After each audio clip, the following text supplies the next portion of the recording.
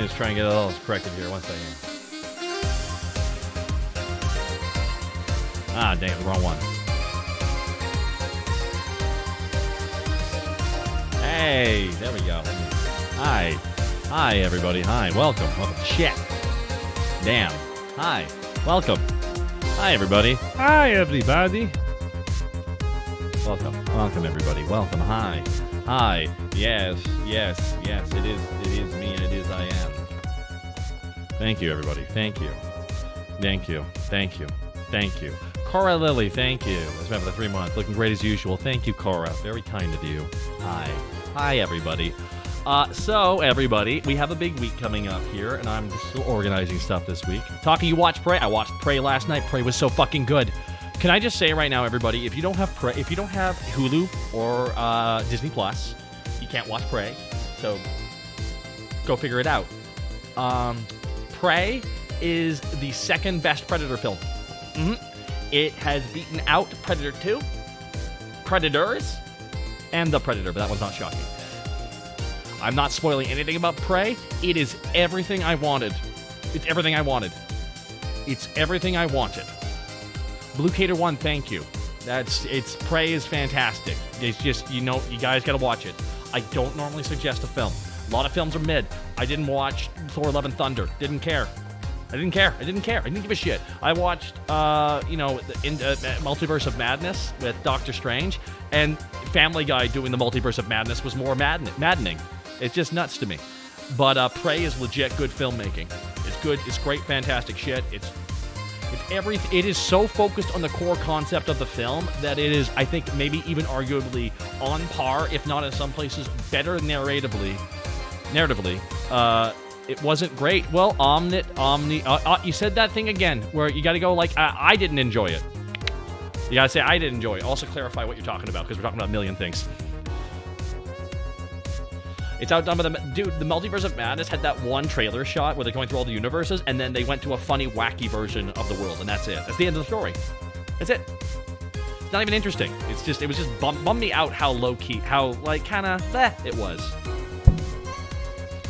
So, Prey is fantastic. It lived up to the hype, which is very few movies have managed to do that. And also, it's a brand new fucking sci-fi movie it's worth a watch.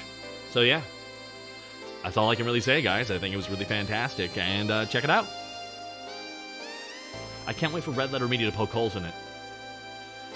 The background is a little bit loud. Ooh.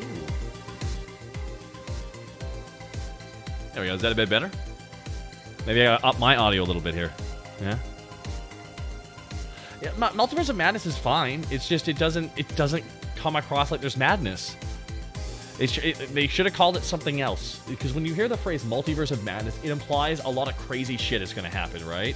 Where the Comanche scene is pretty good. I mean, the entire movie is dubbed in Comanche, but the problem is, in my opinion, the dubbing isn't as good as it could be. I think the dubbing acting in some scenes is a little bit off-putting with the Comanche language. So there you go, right? This message was sponsored by Warner Brothers. Ouch! Well, that's Disney, actually, but that's fine. I don't want to spoil too much about the movie. It's just, all I will say is it has the best Predator reveal out of all the films. All I'm going to say, without spoiling, he put something over his head. Okay, the Predator because the design of the Predator is really cool in Prey, because it's very trimmed down. There's no stupid shoulder-mounted shit or anything like that. He's very much the core. I will say that every movie, they always have something new. Hey, y'all, nice to be in the live stream. VoDs talk actually being tortured. Sup? What's up? Not the headdress. They have, like, different weapons and shit like that. I just love the weapons that the Predator was using in this movie. I love the way how it was a focus. But again, just not to spoil everything, but there's a scene where the Predator picks up something. I can't say what.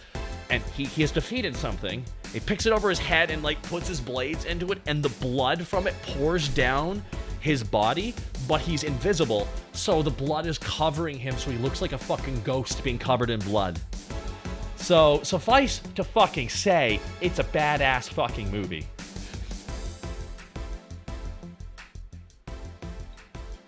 Suffice to say, it's a badass movie. Oh, it's a badass movie. It's really fucking good. Great visuals.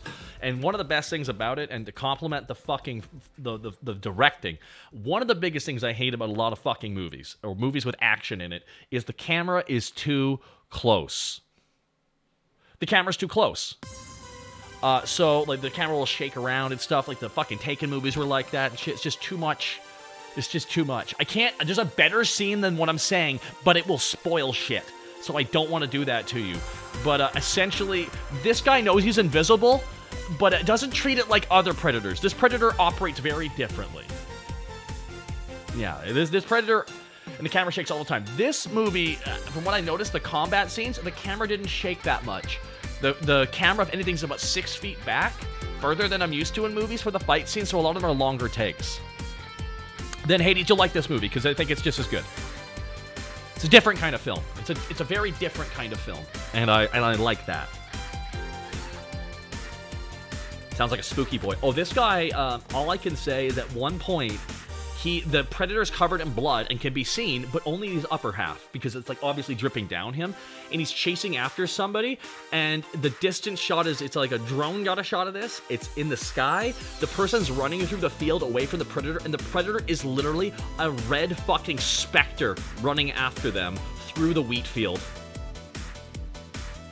Like, his upper half is covered in blood, and it's chasing after them, and the blood's rubbing off on all the plants, so it's like creating a blood wake behind it as it runs through the field after the person. And I'm just, this shit is fucking awesome. It is so visually stunning. It's so wonderful to look at. I heartily suggest the film.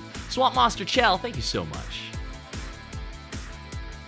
I love when Predator says Predator in time, and no one said you are one ugly son of a. No one said that. No one said it. Didn't need to say that one. Not necessary. Really not necessary. Pray, Chronochromia.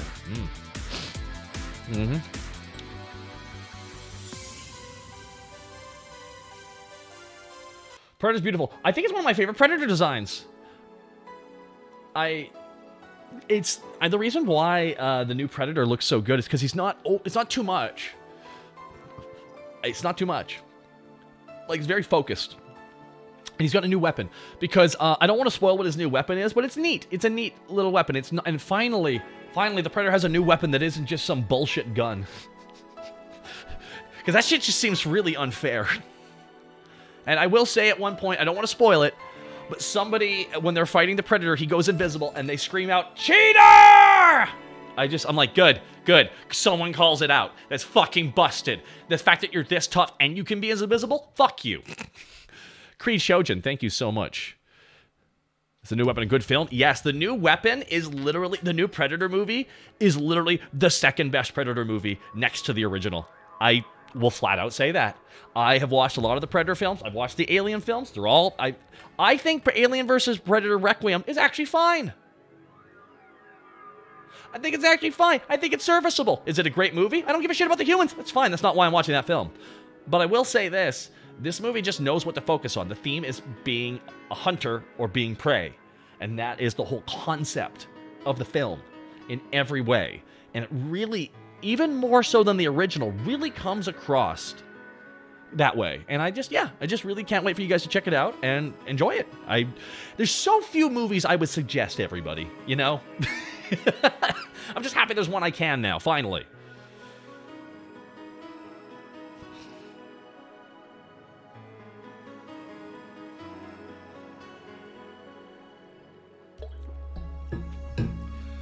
I like how you can tell this is a young, hothead Predator. Yes, that's the thing. Zaylan Ardell says it best.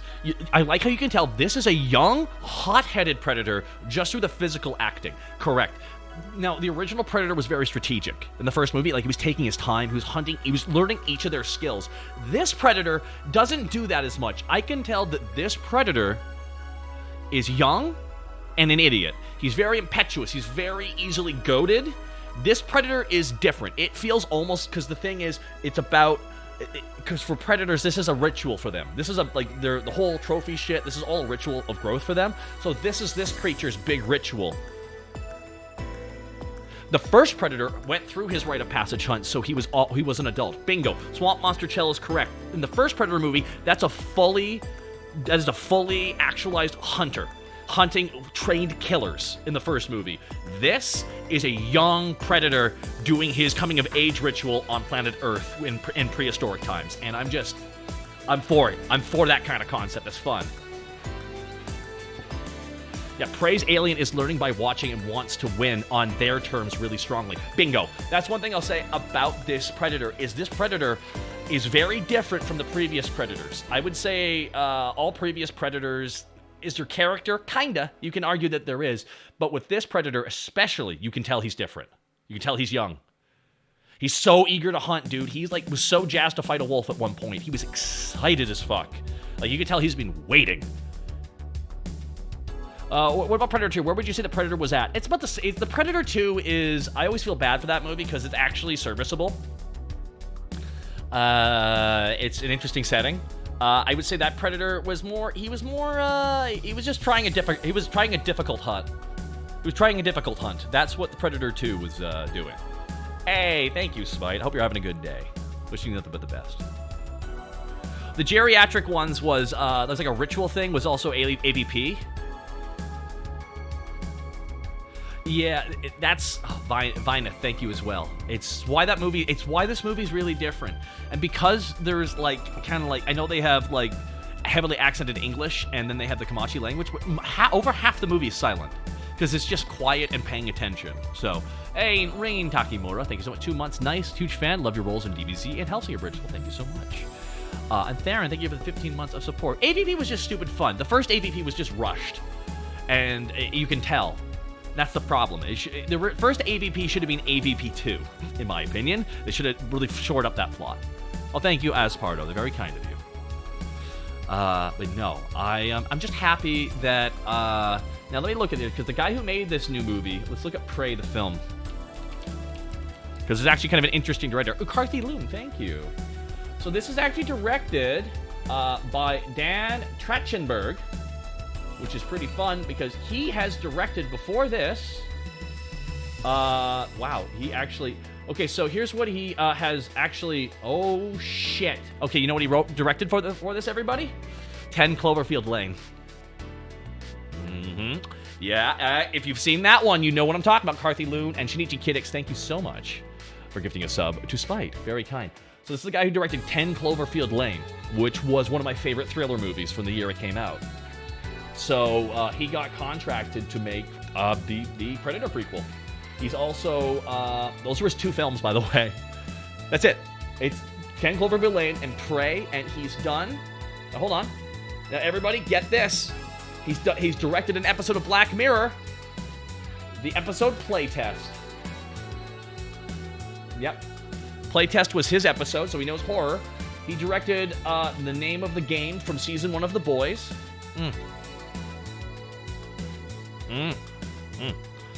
So yeah, so that director, yeah, so he's directed 4 things. An episode of 5 things, actually. There's something called The Lost Symbol and the pilot episode of that.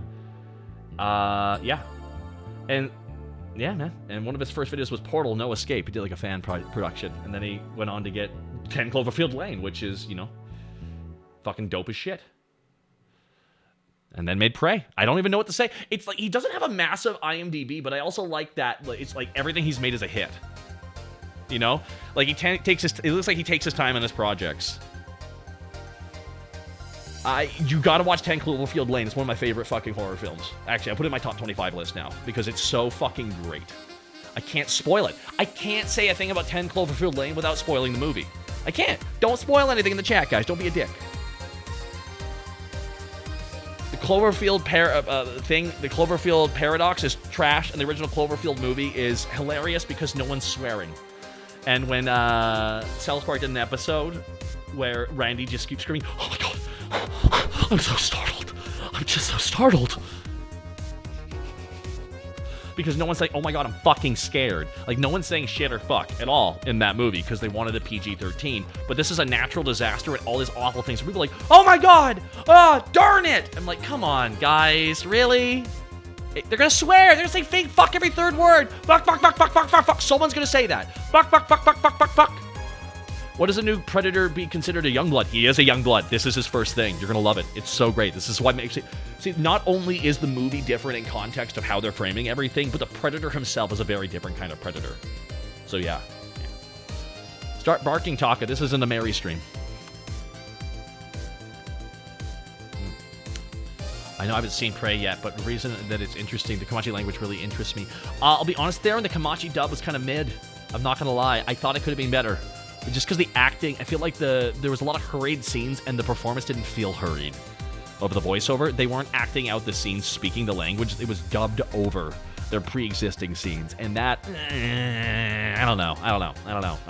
But the movie's still good. So... Guys, there's a strong female character, and I'm suggesting you watch the film. Because the best thing about her is she may not be a fighter, but she's a true hunter. You know, that's the best way of putting it. Like, whereas in Arnold was a fighter, like a lot of other characters were fighters, you know, in those movies. But in this one, she is very much more of the hunter, which makes it very interesting. Again, I just can't describe it. It's a really fun movie. And once you watch it, you'll understand why it's so fun. You'll get towards the end going, I want more. I'm like, yeah, good. Movie lasted its time, made you want more. Take it done with a grain of salt? Yes. Get to see any new weapons with this new Predator? Yes, but I don't want to spoil what it is. It's not what you think it is. It's honestly, you got to imagine like all the weapons they were using in the original Predator. Imagine that Predator culture was 300 years older. What would they use? They'd have some of the similar stuff, but they'd have some different things. No shoulder-mounted gun, though. No crap like that. That shit was busted. But that's what happens. Like, that's Alien versus Predator. That's the movie where the aliens, they're doing an instant. Like, the Predators are doing an instant. They're not doing solo grinding, you know? Jean-Claude Van Damme was supposed to be the first Predator, but in the end, he was all but ready to go. The production became too nightmarish to get him to play it, but he was fully scheduled to play the Predator. They had a different stuntman play the Predator, and it's probably for the best. Because I don't know if I wanted to see the Predator doing, like, Muay Thai and shit. Assuming you're using Windows 10, you should be upgraded to Windows 98. Windows 2000, baby. They replaced him for being too short, I heard. That could be a big thing because you want the alien to be giant, right? You want that fucker to be huge. You want the Predator to be hulking over everybody. Predator series feels like the Predators are hunting humans to train themselves on humanity. No, the Predators essentially through the lore, what they are essentially is they're a hunting species. Like, they're all about hunting. They love trophies. Hell, even Star Trek Voyager had, like, Predator-inspired species in Star Trek Voyager. No joke. It's kind of funny that way. So, they've been around for so long, but they're so ritualistic that they will pull people from planets. They'll grab people from their planets, put them on different planets and shit, and hunt them. They're all about the hunt. They're all about that shit. They love it.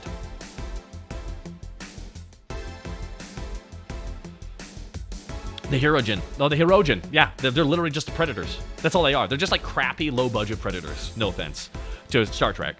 But, like, let's not pretend that the prosthetics they're using in Star Trek are the same that they used on fucking Predator. So, yeah. So yeah, guys, I'm gonna grab a picture of the new Predator because that's not gonna spoil anything. Because you're gonna watch it, it's gonna do the whole reveal. You'll be like, "Yeah, it's Predator, I love you." The new Predator look. Oh boy, here we go. Let's take a look here. Let's look at the images here. Ooh, you want to take a look at this new mask, guys? I'm gonna show you one of my favorite.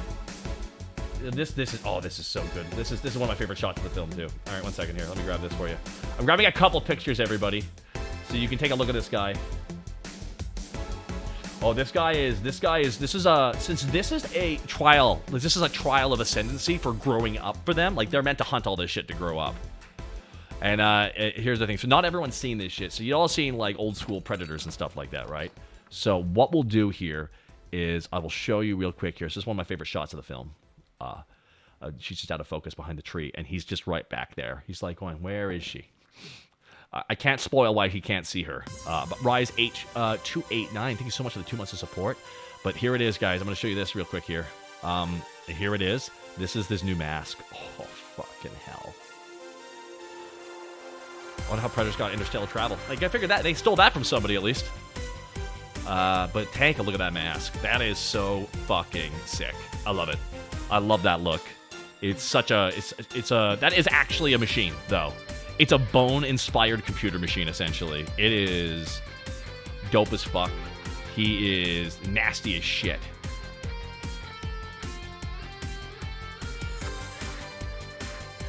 Wait, is that the girl from Modern Family? No, it's not. His tendrils are so skinny. It's because he's a young boy. This is a young. Because don't forget, guys, this is what Predator looked like in Predator 5. Everybody, okay? This is what Predator looked like in The Predator. Okay? This is what he looked like in The Predator. Okay? Look at this look. All right? Look at that. But then you get this, and you're like, oh. See, what I like about, like, see, that looks silly compared to this. Like, this looks visceral. This looks truly alien. Like, this looks truly alien. Like, this looks like a space person. This looks like an alien. And that's, yeah. So, no dope shit, man. Yeah. Ah! He almost looks feral. Bingo, he's not meant to have a lot of technology. I think he's meant to literally only have his weapons and his mask, and that's it. Like, because Alien vs. Predator, they had to do that whole ceremony thing where they got the shoulder-mounted gun to fight the aliens at a distance because they had to use their close combat weapons to fight the aliens, and the aliens have poison blood, so that's the challenge mode of it all. Because that's really what AVP is 3 guys grouped up to run an instance. I'm surprised we get a female Predator movie that we talked about in the comics. I honestly can see the next Prey movie featuring female Predators, because I trust this director to be able to do it now, especially if he gets given this franchise to make like a couple more Prey movies.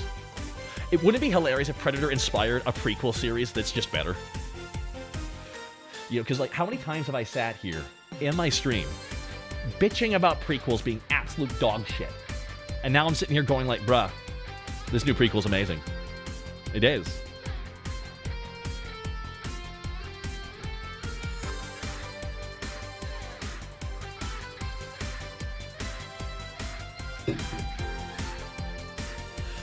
See, guys in shadow, the whole time I was watching, I felt like I was watching a fight between 2 differently highly skilled parties. Bingo. I don't want to spoil the concept of the movie. I don't want to spoil the concept of the movie, but I think this movie played with the concept of being Predator and Prey more than the original Predator. Now let's fix Alien. Well, we got to get Ridley Scott away from it. The Predators have their own ways of hunting, and the ways this Youngblood is described tells me he prefers terror tactics, scare the prey before killing them. Yeah, it's exactly it, Lycan. This Predator is shock and awe. He's not being stealthy at all. He's using the being invisible to just get the upper hand on his opponents and stuff like that, but he'll be covered in blood, and then they're just fighting him. And it's like the real lone wolf demon. Thank you so much.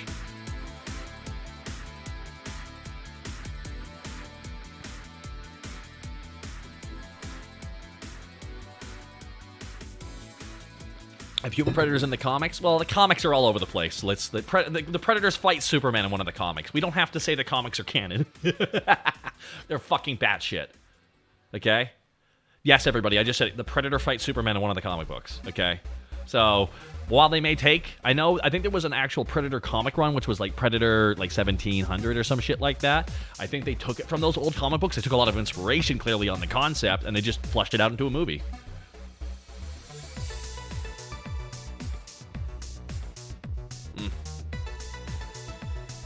Oh, no, the prequel is going to help reinvigorate the entire franchise, because this is a fucking sci-fi...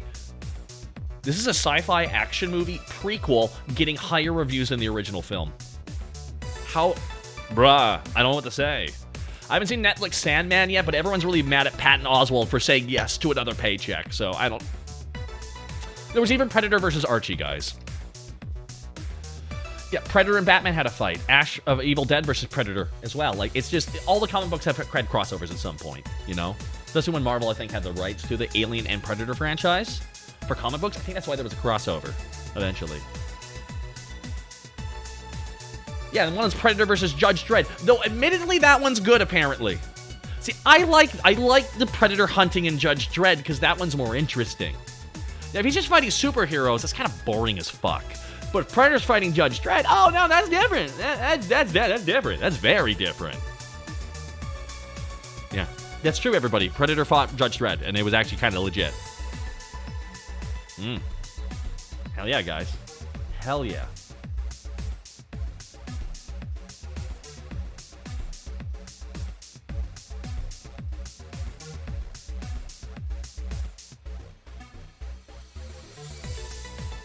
Oh, God.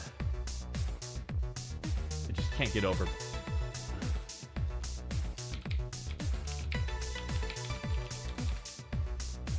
I'm just looking at photos right now from Prey, everybody going like, that's badass.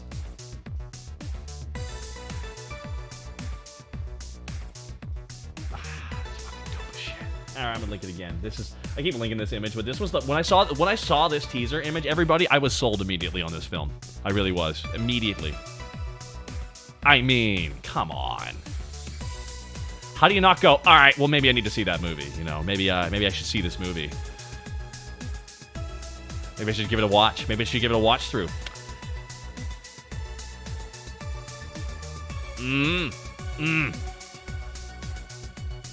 Ah. When can you see Takaflex? Yeah.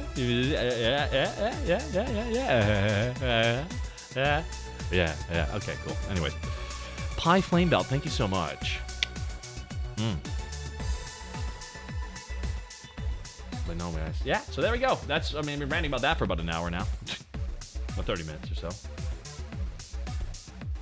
yeah, you better watch 3. Oh, this is... It's also historically accurate, apparently, too, which is pretty fucking cool. I didn't think that was going to happen. Oh, here's an actual shot from the movie, too. This is like one of the first shots you see of him. But you don't see the front half. You only see the back half. They're just showing off the caboose, if you will. Take a look at this. Look at that shot right there. That's the first time you see him out of stealth for a second. Ah, this film knows how to be a good film. You know? Like, because Predators, the film was all like, a lot of it was filmed at night. But the Prey is filmed mostly during the daytime. I'm serious. The final fight doesn't really... It's all during... It's nuts. I don't know what to say, guys. It's like... A lot of it's shot during the day. And that's really what makes this Predator so interesting, because he's just running at shit with stealth on in the middle of the fucking day. This guy is DPS. He's built for DPS melee stacking. One second here. Let me just crack my back here. Hold on. Ah! It's because I got hold up this whole stream. Come on. That is it. There, right there. Hold on. Let me just get my... One second. Let me just get my... sorry, I tie up my hair here. Sorry.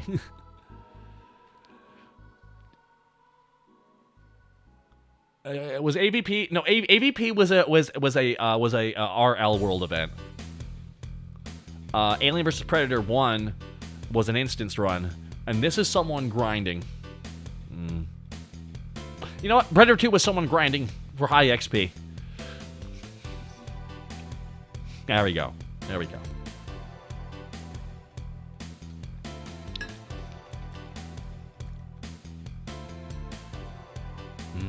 No, dope, guys. Hope you enjoy it when you check it out.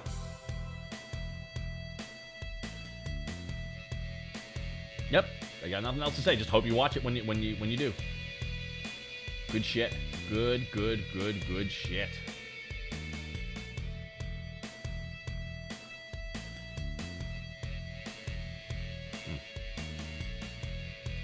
Ginger Ale Pale, isn't it fun? Just like, that was a good movie and I enjoyed it. It didn't feel like I was a fucking idiot for watching it. I didn't feel like a chump. I didn't feel like no jabroni either, huh? Yeah, that's right. Do I look like a jabroni to you? Don't answer that question, guys. Don't answer that question.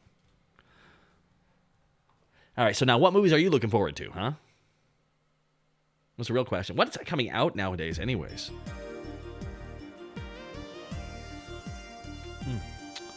Not much. Not much. I can't really think of much, actually. Have you seen the new movie? No, I haven't. I feel weird about Black Panther. I mean, I believe the directors can do it. It's just like the lead actress. Like, she held up the entire film, and it was almost entirely canceled because she refused to get vaccinated. And I just... it's like, the level of fucking selfishness is beyond the pale.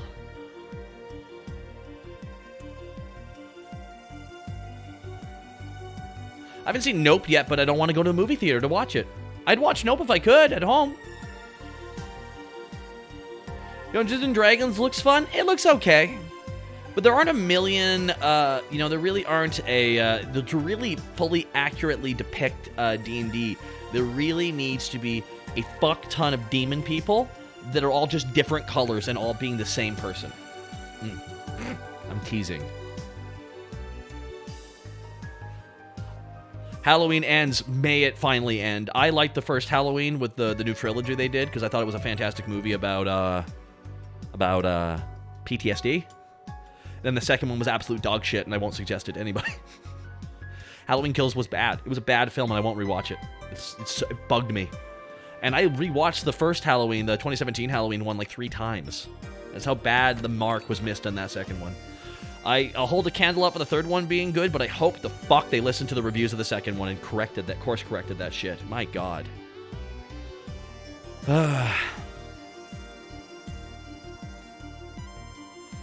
Man, I got nothing much I'm really excited for here. Got a pile of movies I just haven't watched. I haven't watched season 2 or 3 of The Boys yet.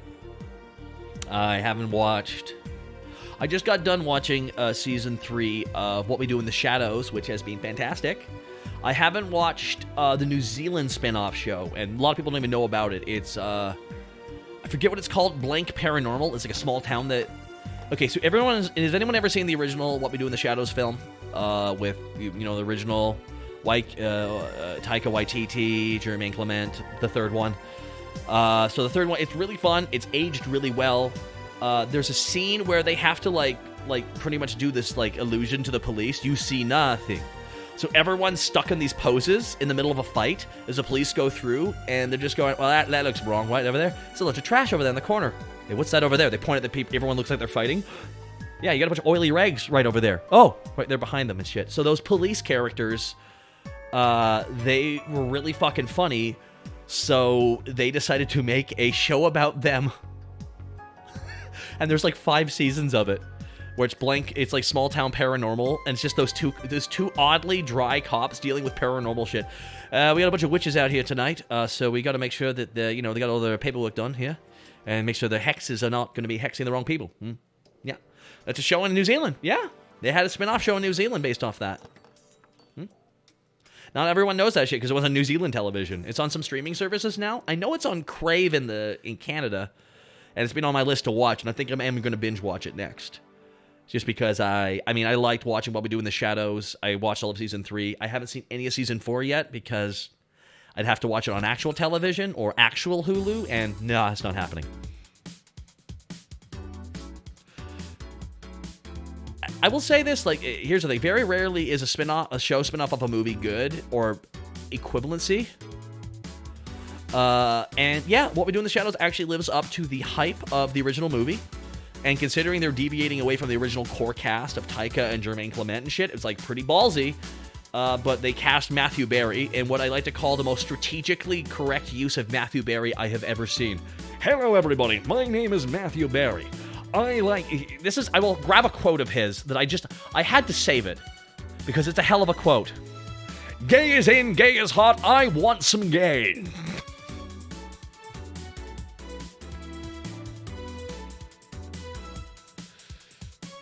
The DMV joke. The entire show is funny. The entire show is hilarious. Gay is in, gay is hot, I want some gay. Because that's Matthew Barry's character is... Man...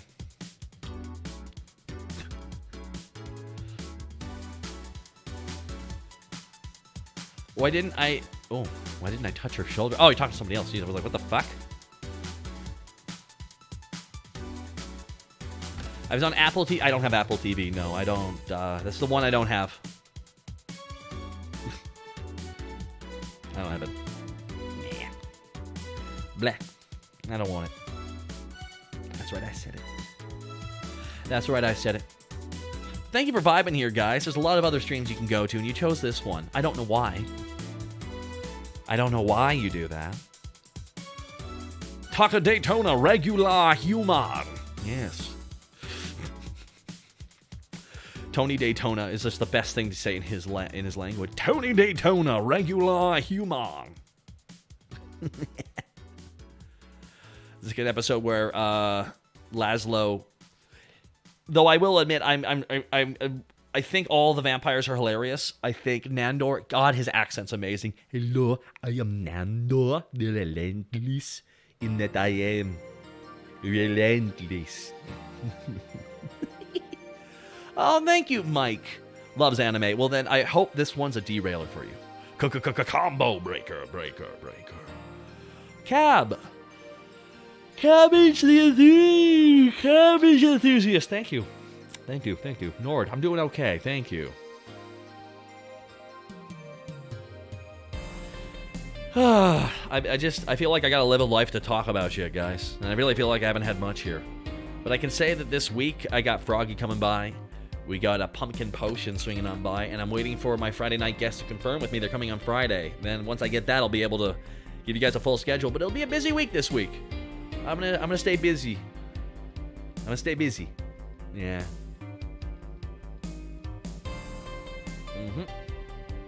Yes, one second here. Cora Lily. Psh. There's plenty of others. Don't you want to watch a bunch of young daddies? Like a bunch of 20-year-old guys going, Hey girls, do you want daddy? I'm daddy, right?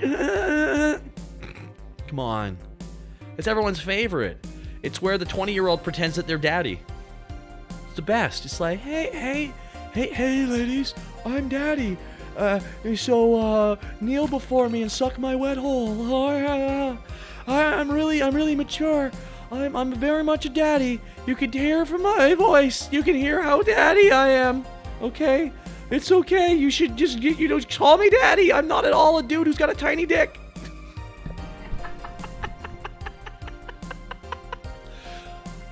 No, it's okay. I'm daddy. I'm a 20-year-old daddy. Come on, man. I gotta be daddy. I gotta immediately skip being a fuckable 20-year-old and hope that me being old is enough to have you fuck me. That's what it'll be. Yeah, that's what it is. That's why I'm a young daddy. Rose, I can't not be daddy because I'm over 30. So everyone who's young pretending to be daddy, I genuinely question. I'm like, why? You can be young hotness. You can be the young hot buck who can fuck like a rabbit, or you can be the old tired dude. And I feel like a lot of male VTubers, they'll immediately start doing the whole daddy thing. They'll just immediately go to, oh, I'm daddy. It's like, bro, you're barely out of preschool. You don't want to be daddy. Daddy is something that is given to you with time. Yeah. That's right, everybody. I'm gatekeeping VTubing. Mostly just when I see on my timeline, I'll see shit like where somebody I can clearly tell is young trying to be daddy, and everyone's like, oh my god, you're daddy. I'm like, what are you doing? You are fucking you're gonna make this dude the worst. I'm just gatekeeping fake daddies. Yeah.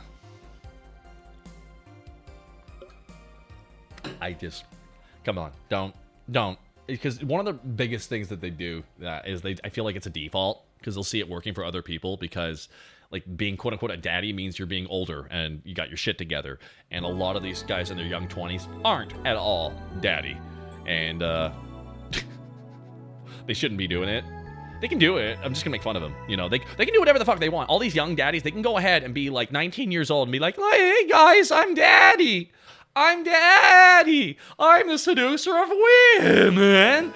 I'm daddy. Even some people talking in the low registers, I'm like, you can't do that for longer than 2 hours, can you? You can't do that for more than 2 hours, can you? My voice sounds like this because of time. You know? If I really wanted to force my voice low and to really sound sexy, I can if I need to. I can do this all the time. I can be like, hello there. Kneel for daddy. That's so good. You want to be good, right? Thank God. But the reason why I don't do that all the time is because if I did that all the time, the kind of audience I would pull in would be the worst.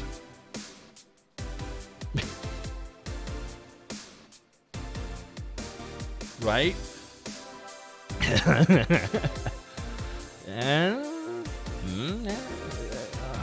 See, I can totally You mean like Alucard? Yes, that's exactly it. Every low voice is Alucard. How did you figure it out? How'd you figure it out, dude? How'd you figure it out? I can't believe. How long can you do your character voices for? A long time. Yeah, a long time, everybody.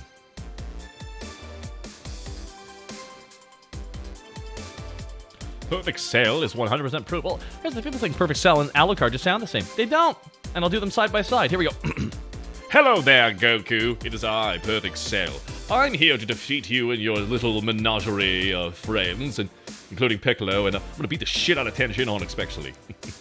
But don't worry, Goku. I will send you to heaven before I send you to hell. Or rather, hit. That's... But when I play Alucard, it's very much more down here, really. Yes. Now, my. I'm gone for a day, and the Catholics are crusading, while the Nazis are invading. Perfect Cell has far more front of the voice.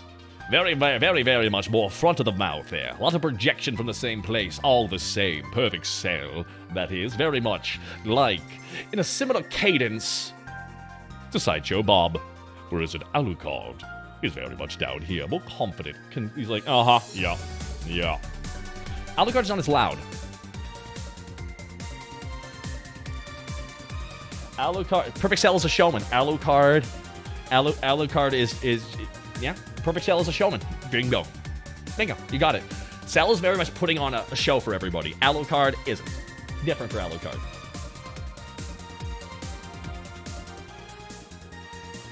Not as loud and a bit closer to like, okay, Nim, if you want to simplify it like that instead of what I said, okay. I feel like this is always my favorite part with doing voiceovers. Some people are like, well, it's not that good. It's not that different, actually. It's like, bro, what are you doing? I'm just gonna make fun of you for doing that shit. It's like, you think the guy, you think... Stephen J. Bloom goes into a recording studio, okay? And he starts going, hi there, I'm Stephen J. Bloom. They're like, whoa, that sounds like another voice you've done, dude. That doesn't count. What? I'm sorry, what? No, you did that voice. It sounds like another voice you did once. It doesn't count. You can't do that voice. Oh, wait. He just does the voice again. Anyways. Can I hear Perfect Cell doing a Porky Pig impression? No. I'm not your clown. Go get a voice actor to do that. You're already assuming that I can do Porky the Pig, one of the most complicated voiceover things to do. No, I can't do that. Thanks for the 100 bits. God damn.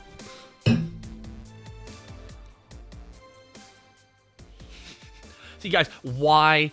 This is how you gatekeep, guys. This is how you make sure your community stays great. You just be unrepentantly yourself and push away new viewers. That is how you make it as a VTuber. That's how you really make it as a VTuber. You could also just, there's other ways to make it as a VTuber. There is, of course, becoming the second mouth and asshole in the, of course, human centipede.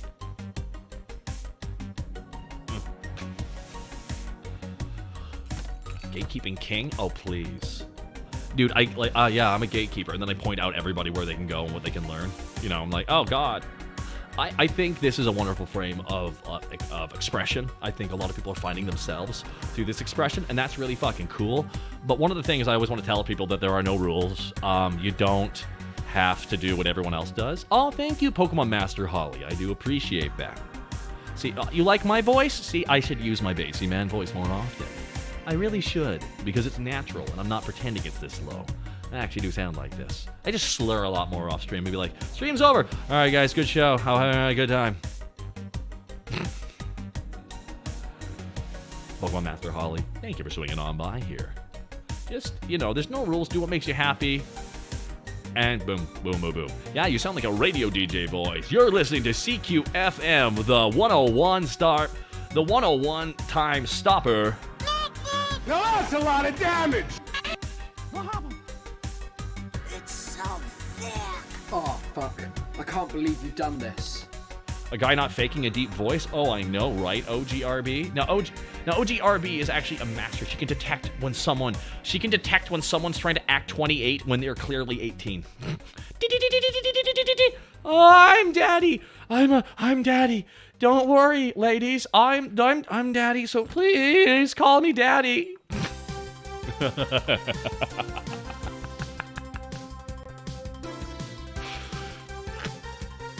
Russ, just be young. Enjoy it. What if you're cursed with a voice that makes you sound 20, but you're 35? Well, then clearly you gotta make a time machine, go back in time, and change history. KS Myco, thank you so much for the 4 months of support. Your fake daddy voice sounds like Cell knocking trunks. Interesting enough, yeah. If I ever get attracted to men, I'll mark out my first time hearing your perfect cell as my first sign of awakening. Well, Ozpardo, some people are really turned on by auditory cues. You know, that's just kind of how it is. You don't really control it. You know, just kind of how it works. That's why I always feel bad for some people, what they're attracted to. I'm like, it's probably not easy. Like the feet guys. Oh, poor feet guys. They'll always be weird. They'll be like, hey guys, can I make it weird? Ah, damn it, you are. Jesus Christ, you channeled your inner Justin Briner on that last daddy impression. Hey, Justin Briner is a fantastic performer, and they know how to cast him. No one casts him as a 40-year-old man, though. They cast him as young bucks, because when he plays a young buck, it's fantastic. You know, it's fine. You don't miscast it like that. I did radio briefly for New Zealand University. We definitely could have used you then. That's fine. I will channel my best Matthew Barry. Hello, everybody. Welcome. I hope you're enjoying the stream. We will be providing curds and wheys after the show. Oh, Madra F45. Some people just ain't into ASMR. I'm not into ASMR. It's not my thing, even though I'd be great at it. Oh, man. The soundtracks are provided by the Valhalla soundtrack, actually. This is courtesy of Gal Road Music. We got permission from him to play the music here on stream last year. Oh, yeah. I got nothing to talk about, guys. Do you think Feet Guy's got it bad? Try being a giant S guy. I feel like that. No, Feet's just too weird. Too many people have bad experiences with feet people. I hear horror stories about feet people. I really do. And I'm like, I'm so glad I'm not into that. That would be so fucking... Thank God I'm into asses, you know? Thank God I'm into asses. Thank God. Because it would be really complicated. What?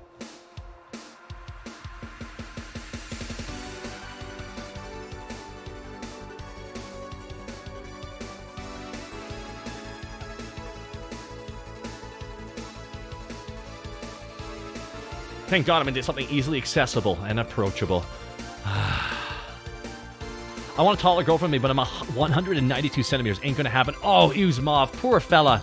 You see, guys, some guys are into taller girls, and if you're a short dude into taller girls, oh, what an easy way to shop around. But if you're a tall dude into taller girls, you're boned, dude. You gotta go to Norway. You gotta go to Nordic.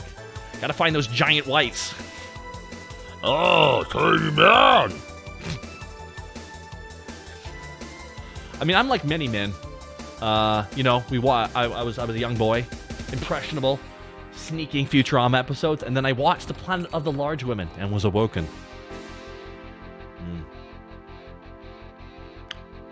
Shouldn't be into that, but I'm like, well, so one of your favorite episodes of the show where the guys are sentenced to being pretty much had sex to death? Yeah. I didn't control it. And I laughed every fucking time I watch it. I laugh every time. And I know what they're doing. I sentence these men to have sex till they die. My favorite line is just, oh, Leela, I never thought I'd die this way, but I'd always really hoped. It's fucking funny. Such a good fucking line. Such a good fucking line. As a 6-foot woman into taller men, fuck. Well, Titty Goblin TV, I mean, the best part about being 6'2" is everyone is shorter than me. We got everyone shorter than me. I once dated somebody who was 5'11", and I called her Shorty all the time. She loved it. She really did. She was like, yeah, that's right. I am shorter. Yeah. She's always weird about being taller than most guys. I'm like, no, you're short. You're shorter. You're short. You're short as fuck to me. You gotta get your tiptoes to me and see me eye to eye. A lot of girls who are big want bigger guys, so that's why they're okay with making bigger men. If anything, I would argue that many women would argue that the overall military assets of 6'5" burly men to fall in love with is very minimal.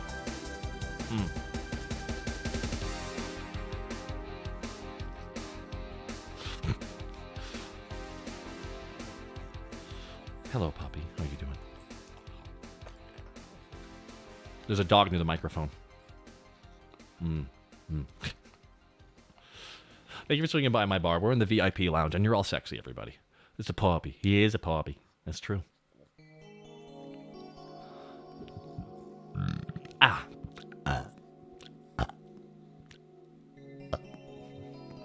VTuber Burps, where you at?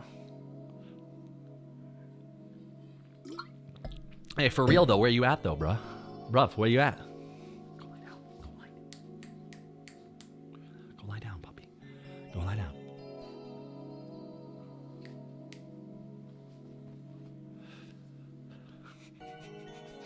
It's not like they're going through 4 sessions. Like, the sessions were endless.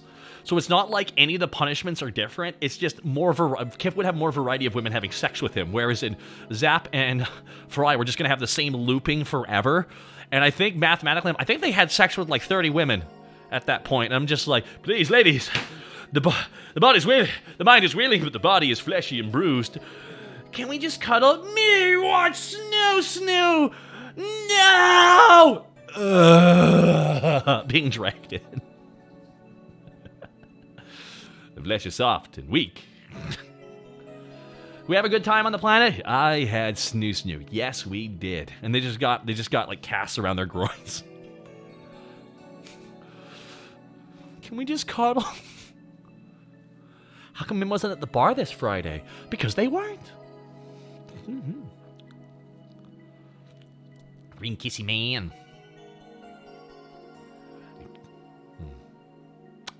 So what was your awakening? Oh, that's right. What was your awakening? What was the thing you're like, oh no, why? Yeah. We all had unknown awakenings throughout our childhood. It's a good thing it's a good thing the schools taught us nothing. Excellent. That was only a good idea. Shigo?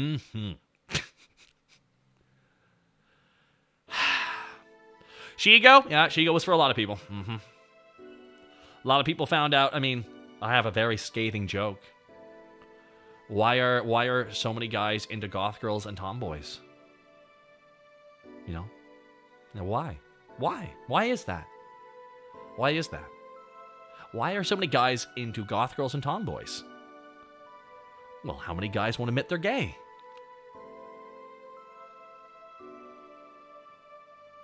Got him. I know. Ooh, got him.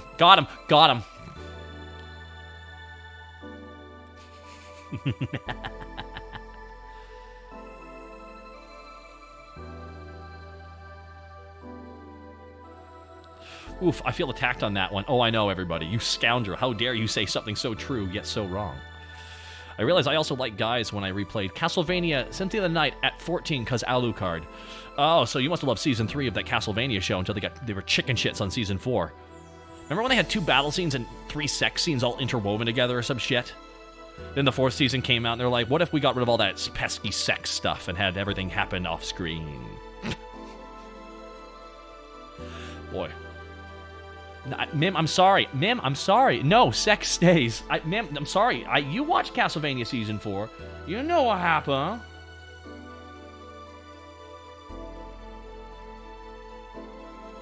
We're joined by Mim. Mim, I'm just doing the VIP and I'm just shooting the shit. You're free to join me, Mim, if you're feeling it. I'm literally just chatting about everything. I just got done watching Prey last night. It's so good, Mim. It's so good. It's as good, if not better than the original Predator film. I said that. Yeah, that's right. I said that shit. Yeah, I said it.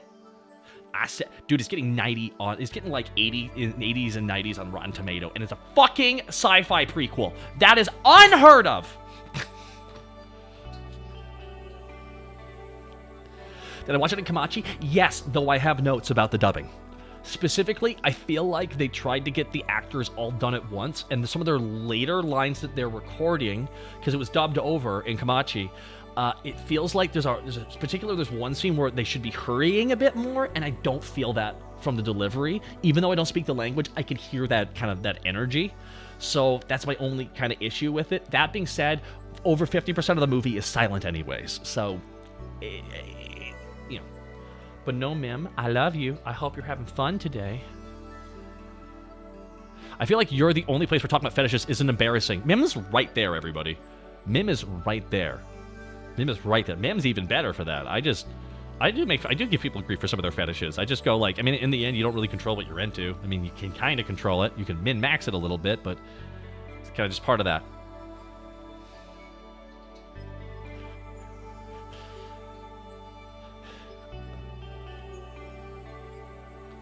One second. I'm going to stretch my neck out. You're going to hear a pop. It's going to make you think I'm dead. Aha! What happened? My neck. I know, right?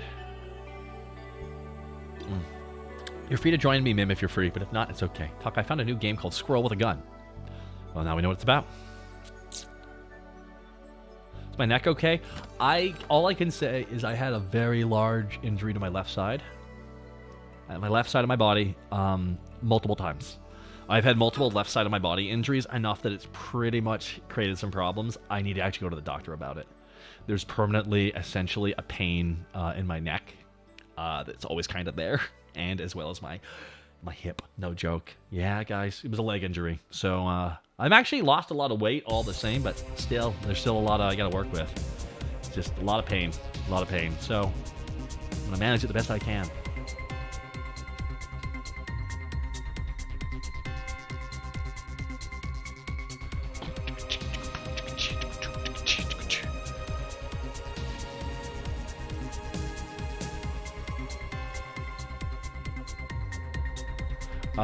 No, I didn't watch He-Man as a kid. That was a different gen for me. He-Man was kind of wrapped up on TV when I started watching TV. Nerve pain? I think that's what it is, which makes it very frustrating. Pesky spine. I hate that we need it. Will I do any more collabs with the golf? That was hysterical. I would do more collabs with the golf, but also getting 8 VTubers to all agree on something is very difficult.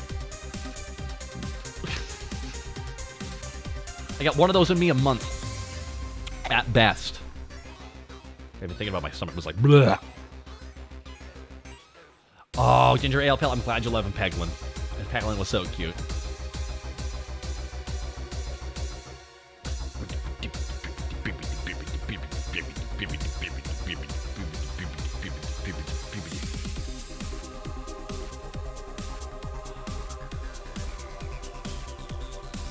But I think that Tiny Toons Bust and Babs, Bugs and Babs are now twins. I don't give a shit, really. I think Tiny Toons got moved out of the way anyways for Animaniacs, so no one really gives a fuck about Tiny Toons. But Tiny Toons was like really good, and then Animaniacs came out, and they're like, get rid of Tiny Toons, we got something better now.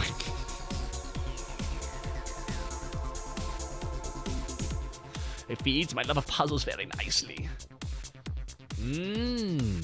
That's good. Herding cats? I mean, not a lot. All of them are cat VTubers. I think just Tricky's a cat. She hisses like one at least. And pees in the sand like one. I won't text back like one.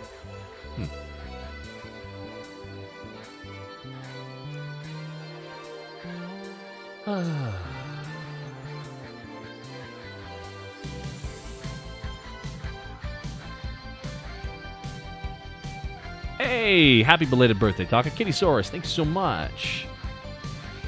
Very kind of you. Very kind of you. Now, here's some Prey information, guys, without revealing anything. Spoilers. So here's some reviews. I'm going to read off some reviews here off of Wiki. On the review aggregator website Rotten Tomatoes, 93% of 168 critics reviews are positive, with an average rating of 7.7. The website's consensus reads, a rare action thriller that spikes adrenaline without skimping on character development. Prey is a Predator sequel done right. Metacritic the film a weighted average score of 70 out of 100 based on 32 critics and general favorable reviews.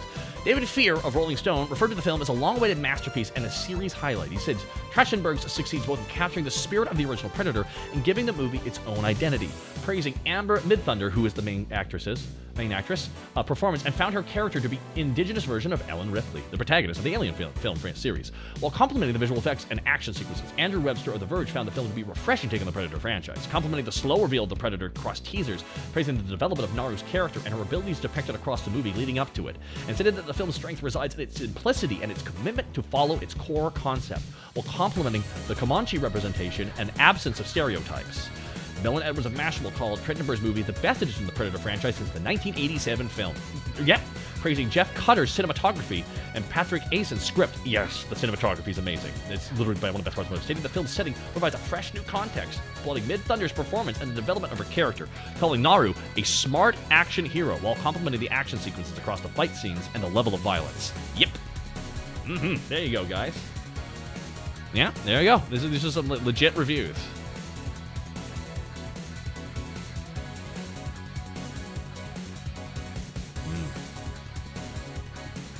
And we actually got somebody joining us here in a moment, I believe.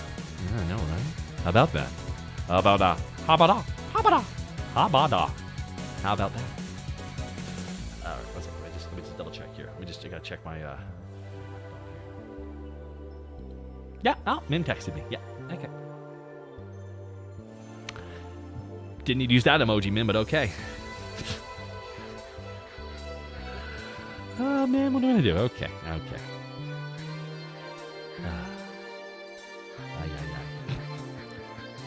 Eggplant. Danger, sexy people. Eggplant, white milk. I don't know what that means. I do know what that means. Yeah. Oh yeah. It's all coming together. Oh yeah.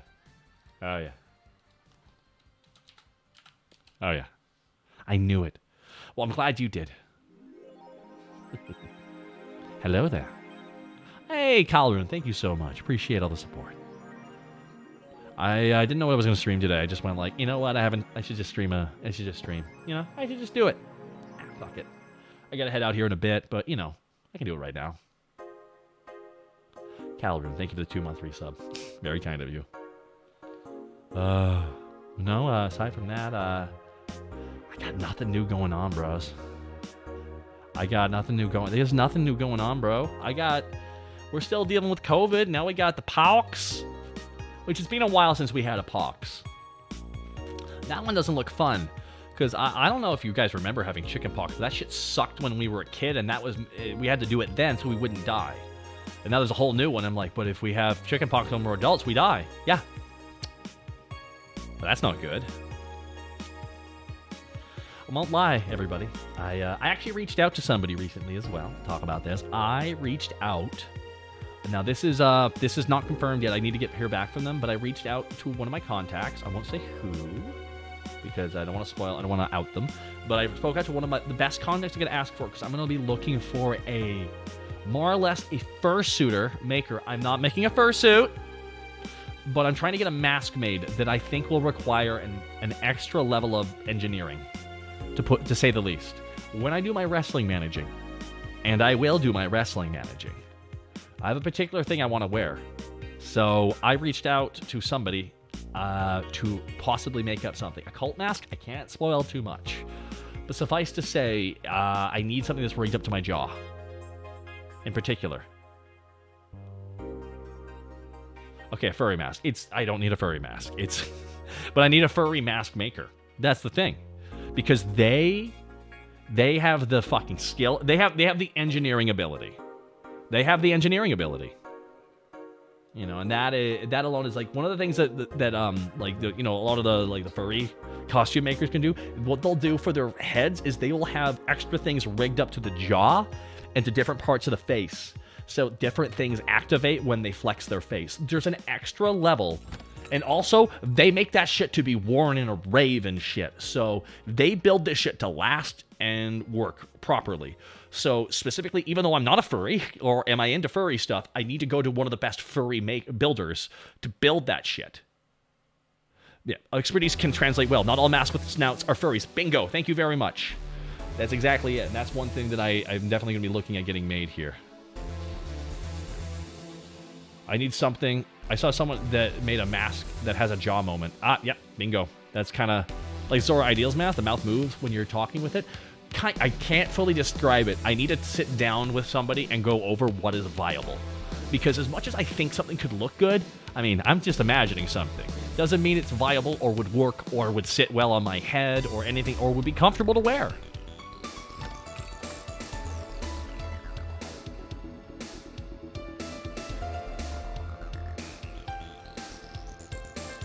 All right, 1 second here, guys. Got to get some tech done. All right, 1 second here. I just got to grab... Ooh.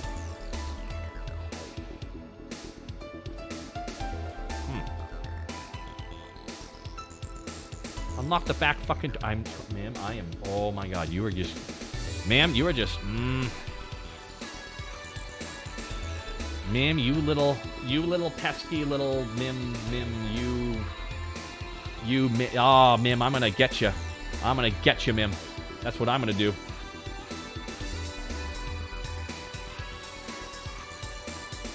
That's what I'm gonna do, Mim. Oh, wait, hold on. I gotta switch my... Hold on. You can't hear me, Mim. I gotta switch my thing. Because I was... Oh, wait. I can hear you. Never mind. Hi, Mim. I gotta lower Mim's audio immediately. Oh, what? I even turned my shit down. No, it's like... No, it's Stop locking me because out it's of the because of back me, door. Mim. I'm bitches, Mim. I'm bitches. Aw. It's me. I'm bitches. I was bitches the whole Smell time. like bitches. That is actually really nice. What is that? There we go. How's it go? Mim, what the fuck is happening here? What? My God, Mim. You're so out of you're so out of it. You're out of sorts, Mim. Am I out of sorts? Wait a minute. Hold on. I think you're good now. Hello? What have I done to your... Oh, my God. What have I done to you, Mim? What have you done to me? I can't even see what's going on right now. You can't even see what's going on? Well, it's because I gotta, like... click Yeah, buttons, I'm Mim. trying to open up my Oh. place so I can see. God forbid, Mim. God forbid. Mim, you're so tiny. You're so tiny. Why am I... You're tiny. Fuck. Whatever. Here, you know what? Radioactive. Ah! Mim, I saw Prey. It was so good. It was so good, Mim. It was so good. It was so good. Mim, Yeah, Mim, it's a sci-fi movie. It's a prequel that's good. Everyone. How? How is that possible? I don't know. I don't know how it works, but I want to see it. It looks so fucking good. Well, you know who made it? Who? The guy who made 10 Cloverfield Lane. Fuck yeah, dude. Didn't he? Bro, they're like, you know what you should do? You should make the Predator prequel. Don't mind if I do. That's about as exciting as Sam Raimi doing Doctor Strange. But Prey is a good movie you want to watch more than once. So was Doctor Strange. Ma'am, I gotta be honest with you. We gotta talk about the Multiverse of Madness, Mim. Road to the Multiverse, the Family Guy episode, was more madness in a multiverse than the Multiverse of Okay, Madness. I can agree on the one aspect of the fact that there really wasn't a whole lot of jumping through multiverses. Except That was the name of the movie, was the Multiverse of Except Madness. for that one scene, which was kind of cool. But yeah, there could have definitely been a lot more multiverse and a little less madness. I think they needed to they needed to change the name of the movie. They needed to change the name of the movie. It did not. It wasn't. Guys, it was like I was expecting lots of jumping, right? Like I was expecting Family Guy or Rick and Morty jumping around, and none of that happened. It's fucking Disney. They could have even made the same joke where they go into a universe and they're drawn like an old school Disney film. They could. There's so many different ways they could have done that shit, and they had that one scene for the trailer shot that I thought was gonna be most of the movie, and it wasn't.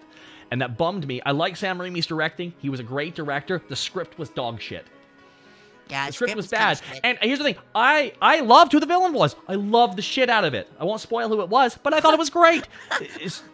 Honey, I booped the multiverse, says, aw, hell's no. That's kind of what happened, though, Mim. Hi, Mim. You're back from Las Vegas. I'm back from the city of sin, and it was delicious. By the way, was the reason you couldn't come to the bar on Friday because Jesus was here? What? No, I don't. Jesus gives off a holy radius of like +1 holy damage at every second. I don't know what to talk about. I don't have a problem with Jesus. I wasn't avoiding Jesus. It wasn't anything like that. I don't know. It was like. Mim, of all people who needs Jesus. Why are you calling me out like this? Because it's been like a week since I've seen you, Mim. I know I missed you, buddy. Yeah, you did. So you had a fun time. How have you been? I had my birthday.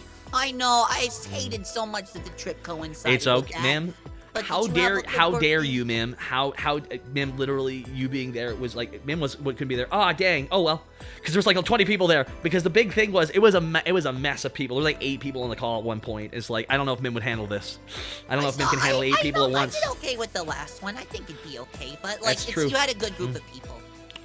This time we did too. We had Heavenly Father, and he made Nick laugh so hard he was coughing. Oh no, is Nick okay?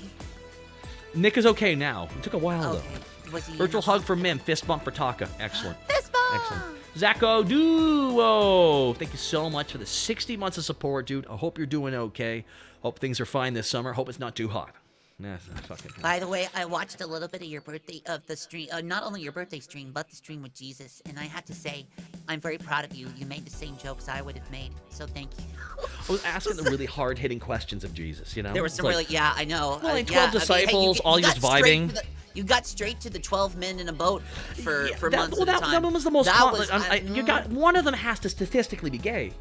Statistically speaking, one of them has to be gay. Sir, it was not just one of them, honey. Well, that's the thing. And Here's honey, the thing. honey, I know it. This man did not have a girl, but he spent months at a time. No, he spent time with all of that one his person, male friends. Mary Magdalene. Honey, He had to pay to hang we out know with her. what was happening on that boat. Was Jesus using Mary Magdalene as a beard? Probably. Mary Magdalene wasn't even a thing, according to the Bible. Damn. According to the Bible, Mary Magdalene and he did not weren't anything. Okay, so here's the fun thing: is like I asked Jesus. So Jesus, they edited the Bible down actually. You know. They did. Wait, what? He Yeah, admitted it. He's like, well, it used to be twice as long, and they cut all the gay stuff out. Well, yeah, they took it all out. It was just like twice as long. By countries where it was okay to be gay. Of course they did. It was just page after page of just script of sex and pictures too. Like clearly someone was documenting all the sex they were having. Yeah, the Christian Kama Sutra for gay people. Yeah, exactly. It's just constant sex, ad nauseum, no babies. It just worked out really well for everybody. No babies. And then all of a sudden they took all that out, and all that's left is the problem was Jesus didn't enter Judas first one time, and it all downhill from there. That was the problem. Judas. There's a reason he raised Lazarus. That dude was a good bottom. But He didn't do that for anybody else, but he brought back his boy Lazzy. Exactly. And then Jesus waited until becoming a VTuber, and now here we are. Yeah. Here's some pictures from the stream. Ma'am, I want you to look at this wonderful moment. Okay. This is with Ellie. The frown on Jesus is really what's telling here. Yeah, I think just because he realizes that he did not have breasts and therefore could not be having quite as much fun as Why is he white? Because he's a fictional character, Jelly Jiggler. Yeah. He's a mythological figure. One of Jesus' superpowers apparently. was his melanin was not actually adapting to the desert sun. Have you never seen American Gods? There's like 30 different Jesuses. That's my favorite joke. It's like, you embarrassed me in front of the Jesuses. It's one of my favorite lines. There's The an indignant. Irish Jesus. There is an Arabian Jesus. Korean Jesus, one of my favorites, though. Korean Jesus was fucking great. He was all K-popping. But you went to Las Vegas. Viva that place. Viva my Vegas. 1 second. I apparently have an echo. 1 second. What? You have an echo? Apparently, the chat says I have an echo. I know why you have an echo. It's because I'm on a speaker. That's why. But I don't hear it.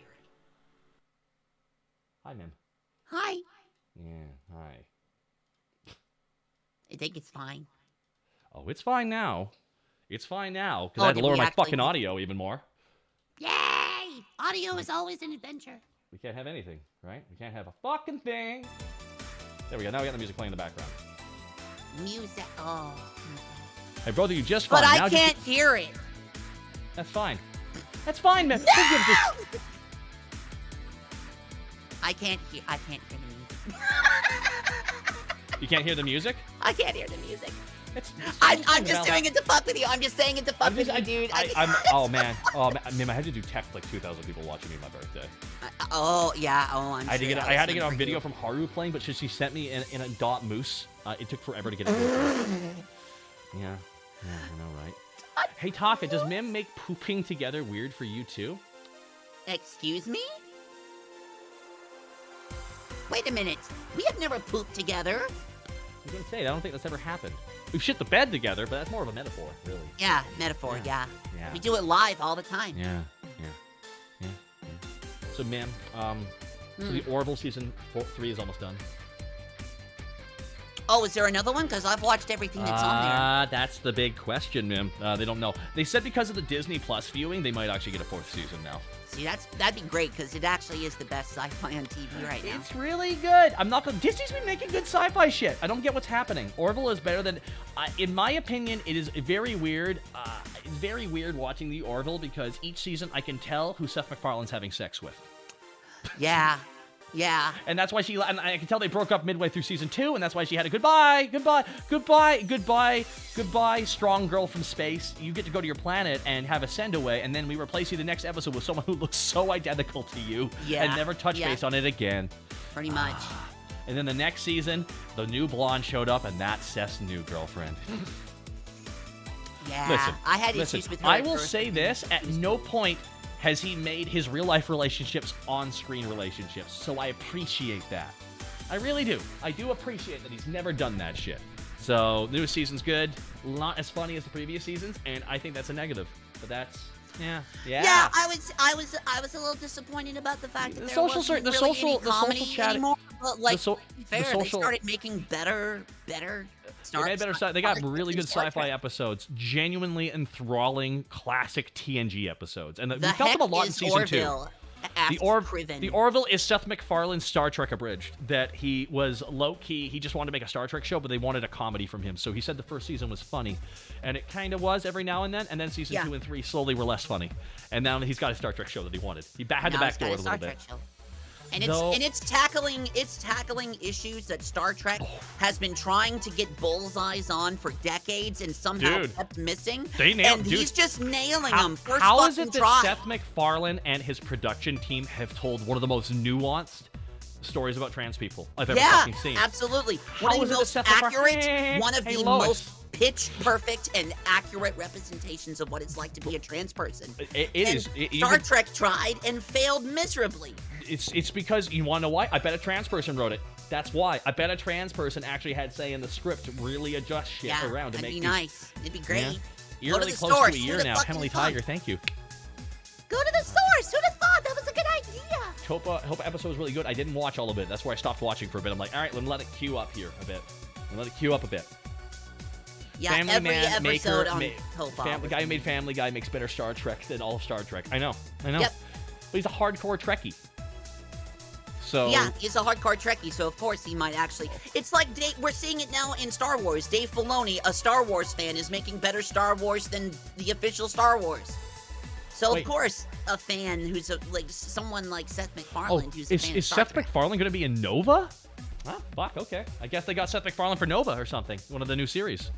Someone just said that they got Seth MacFarlane for it. Ooh. I'm for it. Fuck it. He's an interesting actor. I think you can get some really fun concept. He's a fun guy to cast. He's versatile. It is funny trying to watch him play the straight man part. It doesn't work. It doesn't really work. Him as Captain doesn't really work just because he's trying to play the straight man. I will say this. I want you to imagine where the ex-wife is the captain, but he's the chief engineer. Imagine the Orville if he was the chief engineer instead of the captain. And see, that would have been a little more interesting. That, I think, would have been better cast. But he wanted to be Picard. He wanted to be... I don't blame him. He made the show. He did all the heavy lifting. He took all the fucking meetings. He took money. He stepped down from all his other shows because he wanted to be a captain on a starship, and I do not blame him for that fucking self-casting. Not at all. I would struggle to not cast myself as a captain. If you want to be the captain of a starship. Man, if you were in charge of writing and casting your own space adventure, you would make yourself the fucking captain. You would, because that's what you would do. No, I don't know. Maybe. I mean, when I was young, absolutely. Man would have the most episodes, absolutely. then. If I was playing Star Fox, I was Fox. If I was playing Star Trek, I was Picard. But then when actually I started to go for the minor characters. I would start playing Data. I wanted to play Data, or I would play the Blue Ranger, or I would play Princess Peach or April O'Neil. I was the side character, the support. I like being the support. So I'd probably be the doctor or the engineer. No, make me Deanna Troy. I'm the therapist that everybody gets to fuck. No one liked Deanna Troy, and then she was such a badly written character with a breaking power that they had to remove her from every episode where they needed to be lied to for the plot. Yeah, I know. Well, don't. And once someone pointed that out to me, I'm like, holy shit. I can that's only why. feel what they're thinking if they're inside my pussy. Feel bad for the actresses on that show. They really got put in some bad positions, didn't they? Yeah, a little bit. Remember when? The two strongest characters ever written in a Star Trek were in, well, actually three. Captain Janeway, well, God, everything after Next Gen. Oh my everything God, after Next Gen. When we do our Captain Star Trek, Janeway, we're gonna do a Star Trek Lana roundtable show. Torres, Kira Nerys, and Jadzia Dax. Boom. Strongest females in all of Star Trek. And Tasha. You know who the weakest female character was? The weakest female? The original security chief in the first season. Oh, Yar? Yeah, Tasha Yar, weakest. She got crushed immediately. Ah, that's not fair. Dude, Yar was amazing. Her agent fucked her. Her agent fucked her. Well, she just wasn't vibing with the show, to be honest. She wasn't vibing with the show, and that's fine. But I like Tasha as a character, and all those residuals, she was out, bro. She was out, all those residuals. Yeah, she's out all the residual. Well, because she decided that she said herself she didn't think the show was going anywhere, and she was tired of the filming schedule. Well, she filmed season 1, I don't blame her. Yeah. I mean, they were She doing filmed like season 1 going, this 13 is dog hours a shit, day. bro. Yeah, 13 hours a day is fucking murder, man. That's why they gave her a better death season on. Yeah, and then they brought her back and she went back in time. It was all wacky. It was fun. They brought her back and they gave her more money. Yeah, wibbly wobbly, timey wimey bullshit. The producers didn't like her, and Rick Berman was high on his shit. Yeah, she was like a no nonsense person. So a bunch of the male producers were like, "Well, we want to do nonsense constantly. So we want to have sex with everyone we want without anyone telling us we can't. So get out of here." It was the late 70s. It was the 80s. It was the Yeah, mid 80s. They were producing that in the mid 80s. So yeah, 88. 88 was the year it started. And Gene was notoriously hard to work on in the first season. Oh, yeah. Gene, they removed him from the show. That's how bad he was to work with, because he was recycling 1960s scripts in the first season, and you could tell. Yeah. Like, literally, one of the episodes, I'm like, this is just an old show. They're making Picard The Kirk for no first season reason. of Next Generation was absolutely them trying to make just more Star Trek original It's because it's all Gene Roddenberry knew how to make was the original Star Trek. Didn't know how to make a new show. Didn't work. Thank goodness for Rick Berman. Rick Berman. Rick was kind of an asshole too, but Rick did I'm get the show. not saying he wasn't an asshole. I'm just saying it was right for him to take over the story. Yeah, Rick. Did he take over for tone? They were all assholes. Every single person who directed and shit and like stuff they're all assholes in some way. But they were good for telling the stories they were trying to tell. Get this. Here, fun fact. Lana Torres' actress is actually a full-time television director now. She's fucking awesome, dude. She is. She actually directed a lot of the last seasons of Voyager. She's so good at being a director that she actually directed like Agents of S.H.I.E.L.D. and shit too. Like she's just getting cast in tons of stuff. You know, Michael Piller did well before they passed. Yeah, there was. I'll be honest with you, Mim. We need to do a Star Trek stream of some kind. But the problem is, the problem is, Mim, we're gonna argue. We're gonna argue if we do this. No, we are. Not. Yes, we are. If you decide that it's going to be your thing and you're the leader of the project, I will not argue with you. I don't want to have nuance. There's too many nuanced conversations about Star Trek. I need to have some loud, angry conversations about it. For example, Mim, remember in Star Trek Voyager where Predators show up? Oh, wait, they have a different name. But they're the Predator, essentially. Yeah, they're Herosian. The Herosian. They're literally the Predator. That's what they wrote. They're like, you know what the alien should be? The Predator. Yeah, that's what we should do. We can't do the makeup, though. No, we can't do that. No, we can't. I think Species 8472 is like the coolest part. That was one of the coolest parts of the show. But then Janeway became a war criminal. And then we start getting the murky territory at that point. But she wasn't a war criminal. She literally gave. Is Janeway a war criminal? Yes, she is. I think she is a war criminal. What she did with I get that she's trying to wipe her crew. But I'm sorry, you gave the Borg a billion races wiping out people more power. That is war crimes right there, bro. That's war crimes. No matter how much you're doing right by you and your men, the residual damage with her decision is still being affected. Well, you got to remember, it wasn't just her crew she was trying to protect. She said right from the gate that once they discovered that Species 8472 wasn't just after the Borg, they wanted to purify and destroy all life in that galaxy. Species 8472 is one of the most interesting inclusions into the universe of an actual invading interdimensional being.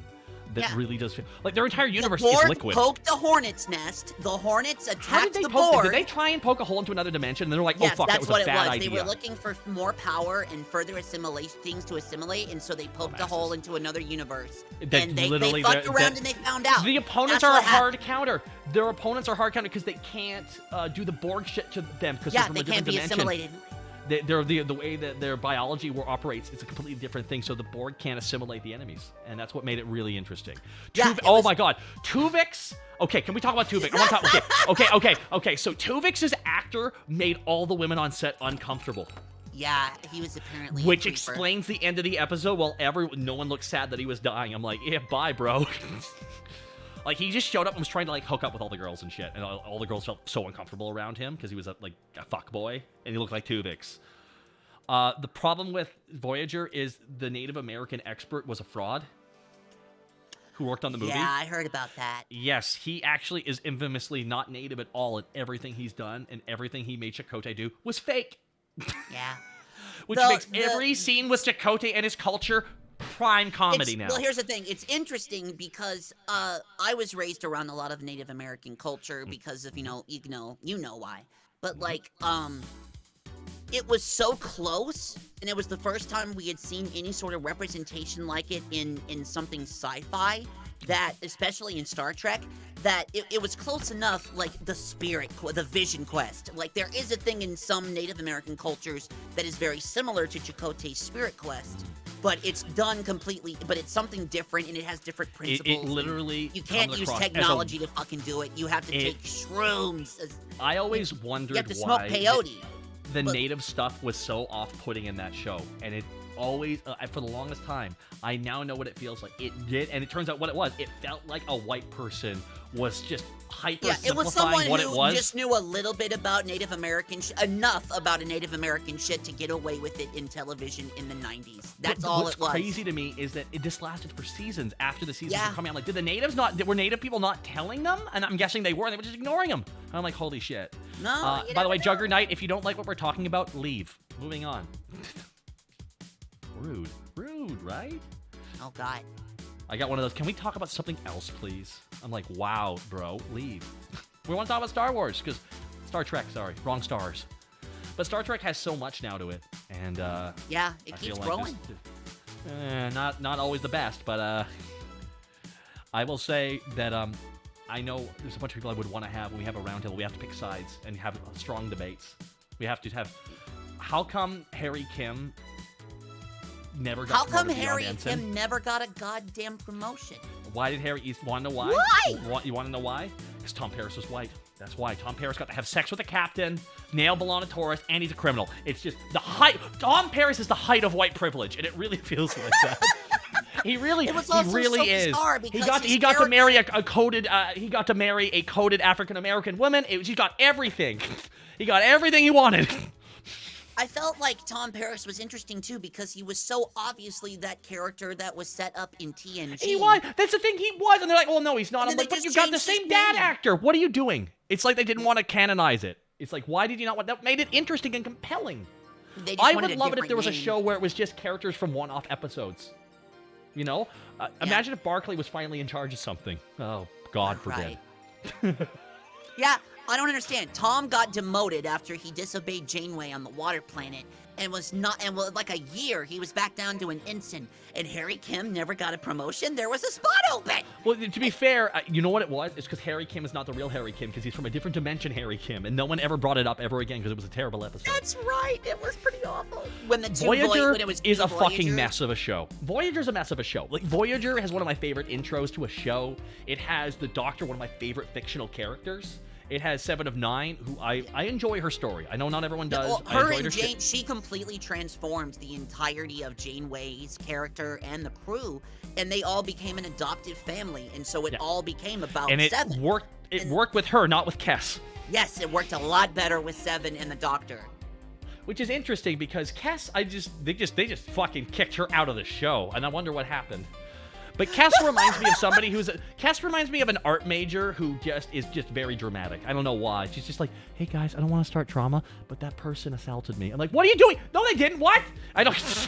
Baz There's something Laza about. has the best comment so far. What's that one? Look, Picard, my officers may not commit war crimes. Cisco, my officers may commit 1 war crimes as a treat. Hey, that was the best episode of Star Trek. He's allowed to do 1 war crime. 1 war crime. And only he and Garrick knew about it. Oh. And all it cost was 1 pilot, 1 senator, and the self-respect of 1 Starfleet officer. So I think that sounds like a bargain, if you ask me. Yep. You see the lizard in him. You see, I love that part. When Cardassians are really cool until they get hit and they start acting like lizards. It's my favorite part. I love Garrick. Garrick was the best character on that show. Yeah. DS9 is my favorite Star Trek, I think. Quark was the best, one of the best characters ever. Yeah. Because you could tell all these hilarious toxic masculinity and toxic shit about current regular day humanity through them. And I just love it. Always ends up with him going like, that was a dumb idea. We shouldn't do it that way. And his brother is his saving grace. Yes. Can you tell that my accent is French? Can you tell that English is my second language? When I'm talking angrily, it sounds like a Frenchman talking. Exactly. When he gets really like higher tempo, he sounds French as fuck. Yeah, it really does. That's a really good Odo, by the way. It's like you can tell he's. We also really have quickly. a whole bunch of episodes in DS9 called "Watch the Irishman Suffer." Yes, the punishment of O'Brien is earned, which is why also, I suggest we have watching great it. villains like Pope Karen. And Gul Dukat, the best villain in the show. Listen, Gul Dukat he's too good of a villain. He's too good. He's too good for the show. Probably one of the best villains in all of He is the best villain. I think he is the best singular villain, and I do put him over Khan, even though Khan had a movie too. I do. I put him over Khan. I do. I have to. It's just here's the thing. Khan's great. Khan's top 5 easily. Maybe number 2. I would argue number 2, but Khan doesn't have enough screen time to get the number 1 spot. Yeah. Gul Dukat, we see his character change 3 times in that show, and it is mesmerizing. Yeah. Yeah, remember when Iggy Pop showed up and was actually really fucking good at his dialogue in DS9? Yeah. I love the amount of people who played aliens that just people don't know about. It's just it's the best. Star Trek. It's one of the funniest thing about Star Trek is you know those weird aliens as well in TNG when they had the purple guys with the weird suits. One of those guys was a rock star. I know. Yeah, it's like Who one of was the dudes that? from like I think he was oh fuck, It was a one of the big name guys guy from too. Led I was like, Zeppelin? what? Hang on. Was it Guns N' I don't. It was Fleetwood Mac. It was a guy from Fleetwood Mac. Yeah, it was Fleetwood Mac. That's It was what Mick Fleetwood. That's what, Oh my God, that's so. He's just. That was his line. That was his line of dialogue. And I'm like, I get that's why they convinced him. The Rock was on Voyager. Oh, yeah, come The Rock on. was on Voyager. Yeah, Rock was on Voyager. He performed a Rock Bottom. It was great. We had a great time. Cave 7 and 9, The Rock bottomed in every man in the nation. Do you think they fucked? Do you think 7 of 9 and him had sex afterwards? Probably not. But She it was The dating Rock. someone at the time. I don't know how to tell you this, but actors and athletes, they will have sex with each other. Not. She was seeing one of the producers of the show at that time. Oh, was she now, huh? Yeah. Okay. No judgment. She was a great part of the show. She was a great part of the show. Yeah. She was a great part of the show. It's not like she wasn't fit for the role. SG-1 was so good. Oh man, SG-1. I have a friend who was in an episode of the show. No way. Remember the episode last season where they do the whole parody episode where they're trying to do a spin-off of the Stargate? It's the best episode of the show. They of all did the meta jokes. they did a spin-off of Farscape. Yeah. Oh god. So this is the spin-off episode in the last season of SG-1. They're pitching all these different things. How about like something with like teen angst and shit? So just everyone's making out. All these like just people just all just kissing and shit. Like, dude, did you make out with that? But she's a goa'uld. Yeah, bro, but she's hot. Yeah, she's hot. My friend got to be in that episode when they did the whole thing was they're just pitching the Wizard of Oz. My friend was one of the dwarf actors. In the scene, when the camera pans over, the Stargate for golf. When the camera pans over, when she is like she's playing I think the wizard or she's trying to play the witch or the good witch. Yes, when the camera pans over her, my friend is the dwarf smiling right beside her, nodding. That's awesome. Yeah, then he'd be one of the people I'd want to help out with the Star Trek show because he will just randomly message me completely unprompted and go, Janeway killed Tuvix and didn't blink. Yeah. Yeah, she didn't. She's like, "Got a gun to him? Get the fuck out of here. We're killing you." What makes it funnier His is like, and then was an accident, and she wanted her friends back. so is Riker getting cloned? But they let that Riker live. Yeah, but there was no clone. You could have Either two lives were lost and one was allowed to live, or one life was lost and 2 lives were allowed to live. But one of the lives they're saving is Neelix, which will be a hot button issue in our talking about Neelix. But they're gonna leave him on an asteroid anyway. It's that mysteriously has an entire family of his people. There are 2 versions of Neelix. Okay. There is Neelix where Kess is around, and he's the worst character in the show. And then there's Neelix where Kess isn't around, and then I'm actually okay with him half the time. Yeah, there we go. Yeah. There's also the episode where the holodecks break, and the Predator aliens, they have never had the holodeck tech before. They love it. That becomes a big plot for them, right? When they get the holodeck tech finally, they're like, we don't actually have to hunt real people anymore. We don't have to get fucking people angry at us anymore. Yeah, but then they take it so far that they start programming the holograms to feel pain, and then they become that becomes one of the last episodes about them specifically. I remember because it becomes a political fucking fight where it's the traditionalists going, no, we actually have to hunt. We have to kill. It's like, no, it's the act of doing it. We can enjoy it this way, and it will protect us as people. And it becomes this fucking political thing. At the same time, everyone's brains are wiped. In the holodecks, which is spread out throughout the whole ship now because there's holo emitters everywhere for an accurate hunt. And they chose a fun program, a World War II French town. Yeah, so that now sounds great. so and there all is the Herodians dressed up as Nazis. There are Herodians dressed up as Nazis, and they're like, mein Commandant, I wonder, why are you working with these ill-blooded kind? And in the end, a Nazi convinces the guy to go full villain at the end. Yeah! A Nazi hologram convinces the Predator alien, go, you know what, you're right, we are the master race. And I'm like, holy shit. And this shit gets crazy, because Neelix thinks he's a Klingon in another room. So then there's a bunch of Klingons in that room, and he's like, hey, Neelix, you need to work with these Klingons. And then all the Klingons show up, and then the Klingons, they start fighting all the Nazis, and you see all these Klingons with battlers just fucking killing Nazis, and they went, and this is where the show is peaked. The show is peaked. We got Klingons fighting Nazis. This is what I wanted. Yeah, it was great. It was one of the best episodes ever. It was. And it's the one ridiculous. episode where they didn't have to hide B'Elanna Torres' pregnancy. Yes, that's probably one of the reasons why they wrote her that way.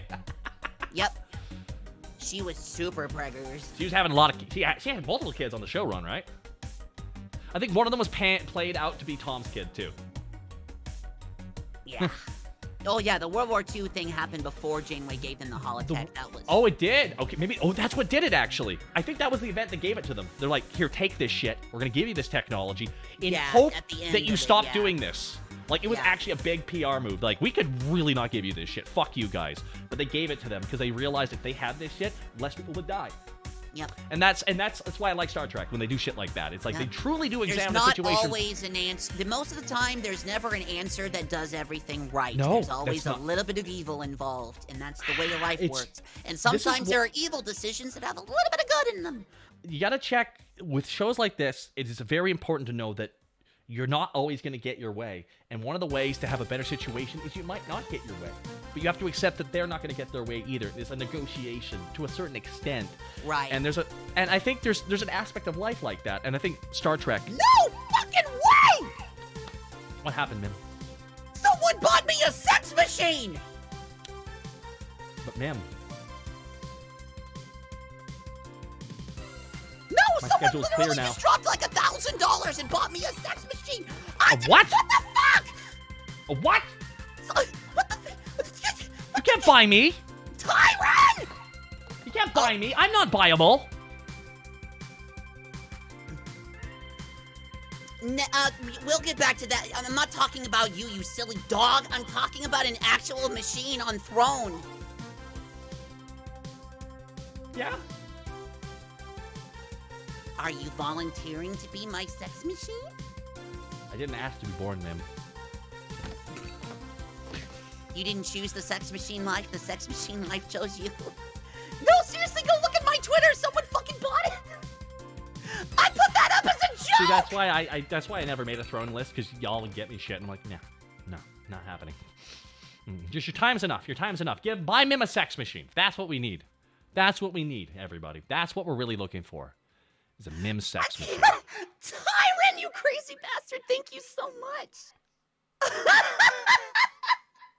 Well, time to do some. What a conversation starter! Time to do Orange Box YouTube for a while. I guess I'm switching. Time Chat for a can new control career. it too? Oh, that's yeah, dangerous. chat can. Yeah, it's app controlled, and chat can control it. Yep, you know what I'm What gonna have you start done? doing. What have you done? What have you done? He has advanced my career faster than I thought. Oh, the misery! That's all I got. Oh, the loop that I will go through. That's from that one Netflix series. Oh, the misery! Everyone wants to be my enemy. Beer, beer. Tyrant, there you beer, are, you beer, son of a bitch! beer. Tyrant! My enemy. Tyrant, I can't believe you did that! The absolute fucking madman. Tyrant, what the fuck? Oh my god, Tyrant, I cannot believe you actually did that, you crazy person! One time I catch a stream, it's crazy. Tyrant. This isn't even crazy. Actually, Mim, I got a crazy week. Can I tell you about what's happening Tyrant, this week? what? Buying me Kakarot on Steam wasn't enough for you, Tyrant? He seriously just bought me Kakarot out of nowhere on Steam last week, and now he's sending me a sex toy. fan. I think you have a fan. Oh my god. So this week, Mim, tomorrow I got, on Tuesday I got Froggy swinging by again, and I think Art Gun's gonna be swinging by as well, and I think all three of us are gonna use the Art Gun models. Oh, that's so cute. It was such a kind gift. I love the fuck out of it. I love it so much. I'm gonna be very strategic how I use the perfect bridge. Let me know I've what always- time you're doing it. I wanna come since I missed Friday. Actually, it'll be Tuesday night probably. On Thursday night though, we got Pumpkin Potion swinging by the bar. Pumpkin potion. She is a black and white, ye oldie style VTuber art style. Ooh, And that's she has she has special old timey visual effects that kind of stream on her. She pretty much is a 1930s Betty Boop focus. That is so cool. So I've been following her for a little while, and she was actually linked to me by somebody who isn't a VTuber and who I knew way before VTubing. Way before VTubing, he messaged me, check her out. She's doing something really cool. And I was like, this is awesome. So she's going to be coming on Thursday. And all I can say is I'm going to be doing something a little bit special to make sure she feels right at home. I can't wait to meet her. And now this Friday, ma'am, FYI, I'm waiting to hear back, but I can't put her on blast because she's probably going to say yes because she messaged me hurriedly last week to confirm this week. So I'm just Okay. trying to get another confirmation. Lena Lazar. Oh, I think I know her. Yes, Lena Lazar, somebody who actually... Remember how I mentioned a bunch of people messaged me when I first started VTubing? Uh-huh. Lena was one of the first 5. Oh, cool. Yourself included. And Tricky. Oh. I know, right? When I announced that I was doing something, a bunch of people messaged me going like, yo, I heard about that shit. Tell me more, bro. Yeah. For a lot of people, I was the first VTuber they knew. And they're like, okay, I've been seeing this. What's going on? And they're coming to me for questions. And I'm like, I'm not the guy to ask. Not really.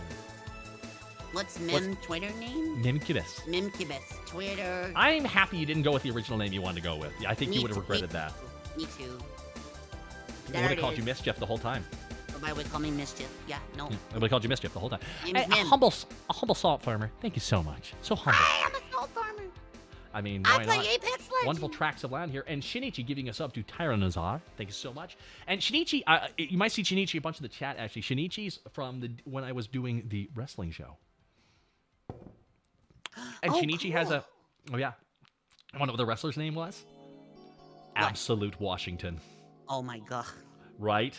Isn't that good? That's a great name. Wait That's a a fucking minute. that's a fine-ass name. Is he going to cross the river in a boat and kick my ass for freedom?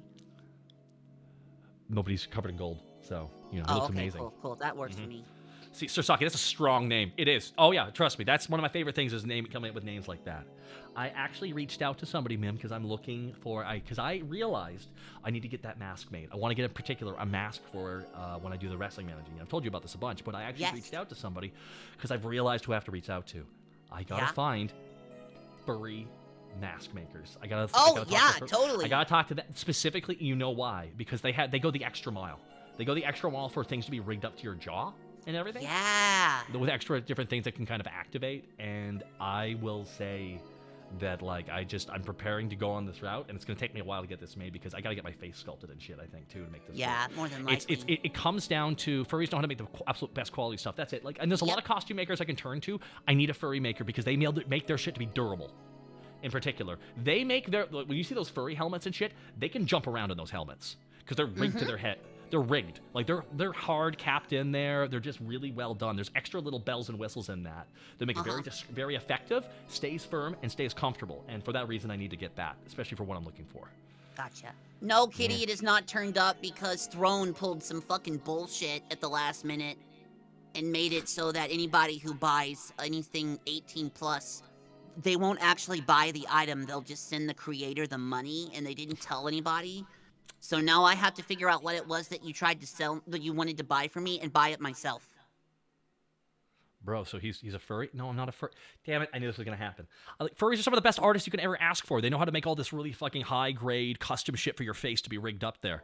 And they're the best guys to go with what I'm looking for. Better than anybody else I can ask for. Yep. So I just got to find the right furry builder, really. Who wants to work with somebody who's made a million furry jokes. Mr. Travy Trav, 19 months. Did somebody say furry? No. Yeah, we said furry. Right. My Furry God. artist, because there's nothing wrong Well, you do with bark, furry. wolf boy. I'm not a wolf. I'm not a wolf. I'm not a Ruff. wolf. You're a puppy! But a boppy. Oh. You know, Trav actually streamed for almost 6 hours with me on the birthday stream. I'm like, Yeah, he's I like, saw I'll it. leave when there needs to be extra room. He never volunteered after that, of course. He was always quiet when it came to that time. He's like, I'll just be here and then no one will notice me. Uh-huh. It's fine. It's not like they weren't funny the whole time, you know? Right? Right? Trav's good at that. Yeah, he is. Hey, Trav. Thanks for coming to my birthday party. Flirty Fawn 696. Bullshit! I know, Trav. I told you to kick me out, bitch. And this is the kind of disrespect I get, you know? Yeah. Look at this disrespect. Look at this disrespect. It's just pouring out of them. Oh, It's pouring out of I'm them. gonna get a drink from the bar. Would you like something? Water? I guess. I mean, I'm Okay, good. I'll be right back. All right, fair enough. That reminded me, Buzz. More than happy to have you, Trav.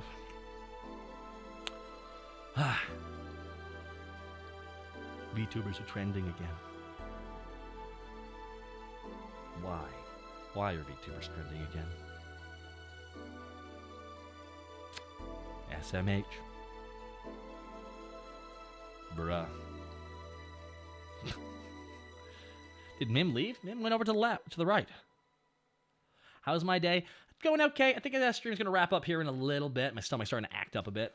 You know, trying to act up a fool a bit. I appreciated having Mim come on here. We talking about Star Trek, a bunch of different stuff. How much VTubers have exploded, right? It's not that challenging. It's a whole new kind of entertainment, right? I don't have object permanence. If Mims got on screen, they don't exist. Oh, shit. We will soon talk. It's my meds, actually. I think I might need to lower my meds just because it makes my stomach really bad, you know? So, have you missed a DBZ, a bridge show and team? I don't miss them at all. I chat with them daily, and the bridge show's still out there. Working on them. I mean, I made them. I'm proud of what I made. Missing it is odd because it's done. You know, it's like, and it's all there. It's not like it's hidden away and I can't watch it anymore. You know, it's still there. So I'm proud of my work. Yeah.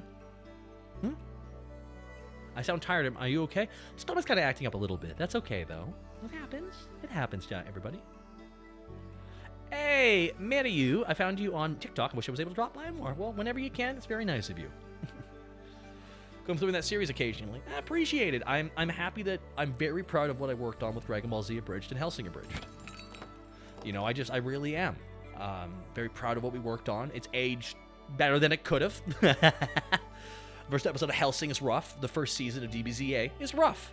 And I think that's a good example. And then we look to where we're at now. And we're just very, you know, working on Hiffle now. And it's more of a writing challenge. Do you think VTubing is a fad, or is it here to stay if just wondering? Oh, it's very much not a fad. Any new technology is not a fad. Remember when the internet came out, everyone said the internet was a fad? It's like, yeah, I mean, to some people it would be, but it's going to effectively change how a lot of entertainment is done. The ability to download content and watch it on this, you know, on this neutral space. But VTubing is like, you know how many millions of people who have been watching live streamers, live performers of any kind, you know, and for the longest time, you know, they didn't really pursue, you know, performing or streaming because they didn't want to be on stream. They didn't want to be seen, you know, they didn't want to see how they look, what their houses look like, and stuff like that. And a lot of people are now able to find this avenue of performing that they never would have been viable beforehand. and they are pure performers. And if not for VTubing, they never would have seen the light of day. And we're just only seeing the beginning of them, I think, in my opinion. Like people like Froggy and shit. Like someone like Froggy or Crimbo, they never would have streamed if not for VTubing.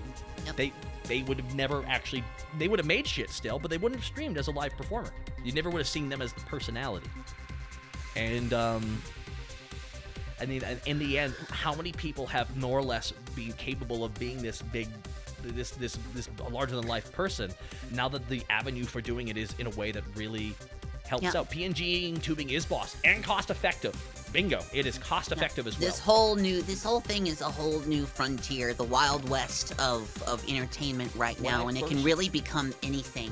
When I asked for something, I always remember what I told you when I first had the conversation. I asked for something from the person I was getting a model from, and they went, "I don't know.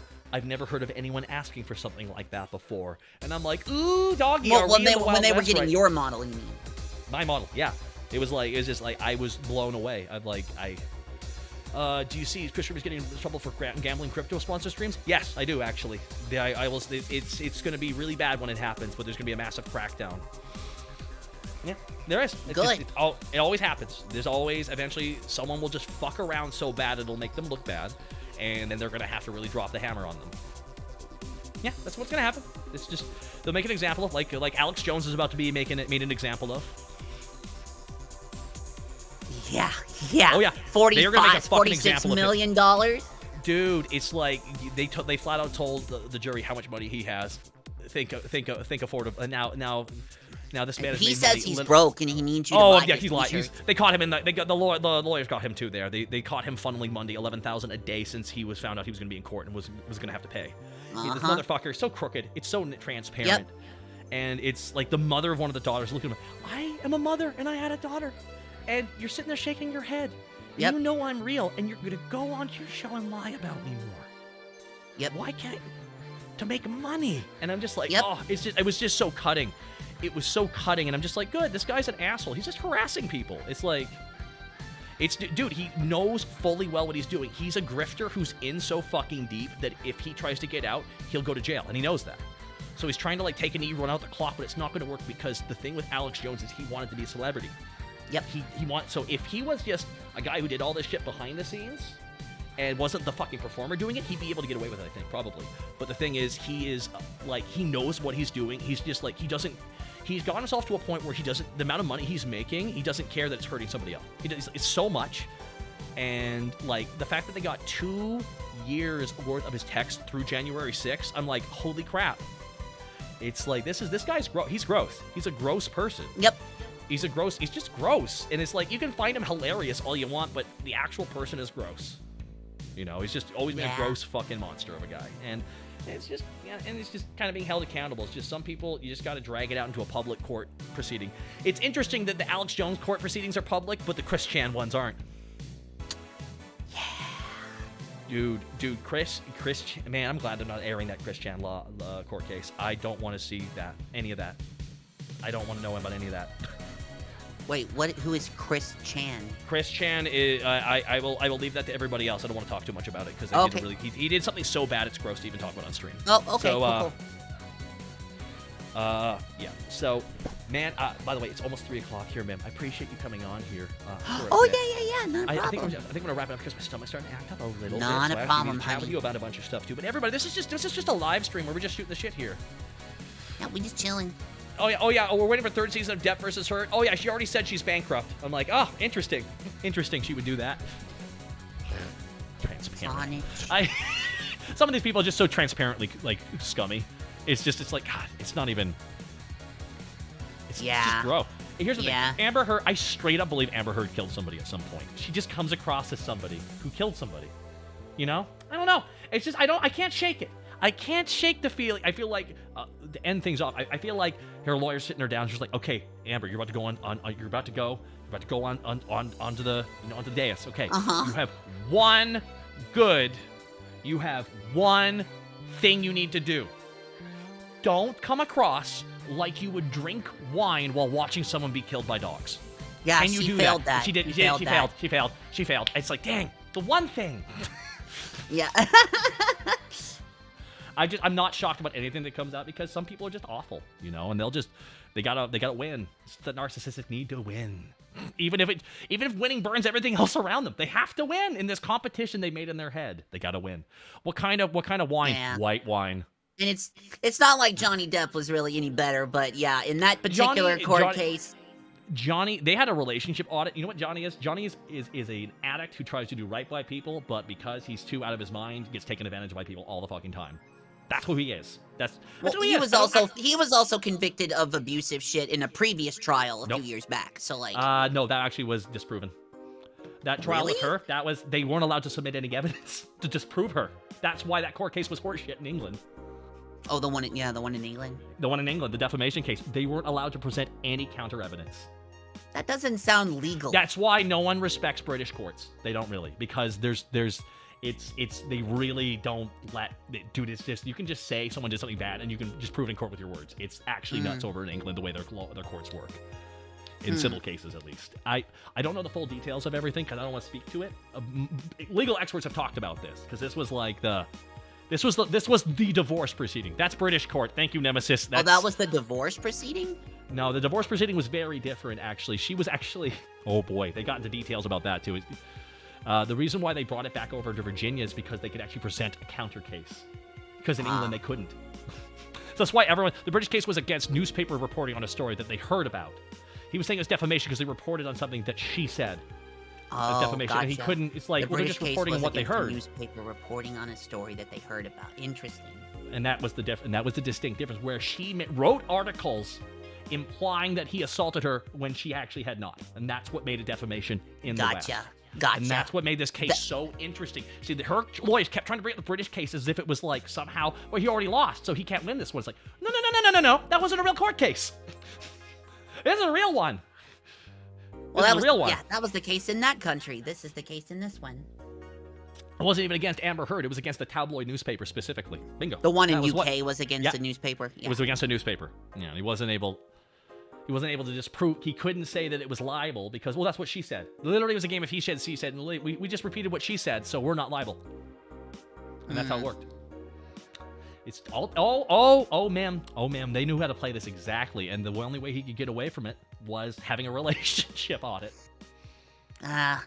You know me. I say fuck the British lately anyway. So whatever. We love Brits. We love British people. Yeah, we love British people. Well, most British people. The government, I don't know, but British people, yeah. We don't like British media or British whatever. Not really. There's a lot of problems in Britain right now. Yeah, there is. I have a couple friends who live over there having a lot of issues, and I feel like I'm gonna have a camp where everyone's hiding where I live, in the woods, away from everybody, like a cult. But I just don't have the. Well, you can ask Karka about that. That is true. I do have an immediate. Is the Discord link fixed? We have a link to the Demon District every time, guys. Thank you. Oh, I think it might just need to be updated. It might be out of date. I mean, it hasn't been changed. I don't know why we would change it. It's Discord actually makes us have to change it. I just had to do that on my channel. I roll my eyes every time. Yeah, I know. I roll my Discord eyes makes us do it every time. Yep. I actually rewatched an episode of somebody who really likes sci-fi and horror and comedy had never heard or seen Red Dwarf. Oh, yeah. I want to watch it with you at some point. Have you seen Red Dwarf? You've seen Red Dwarf? Never. How are you a Star Trek fan? How have you never seen Red Dwarf? I came into being a Star Trek fan honestly. The very first thing I ever saw in television was the Mission to Farpoint. Okay, you've never. We didn't have access to British comedy shows where I was. I can't believe you haven't seen an episode of that show. That's genuinely baffling to me. What a Star Trek fan you are. Well, then we'll have to see it. Damn it! Everyone's like, what? Yeah, we gotta watch it then. What? Is it possible? We gotta watch it. See, look, everyone. How have you not seen that? It's okay. You ever watch Robot Wars back in the day? Oh yeah. The main host from Robot Wars is the main character of that show. Oh. Welcome everybody to Robot Wars. He's the main guy called Lister. He's like, what smeg and take out these gold star aliens is what we is, yeah?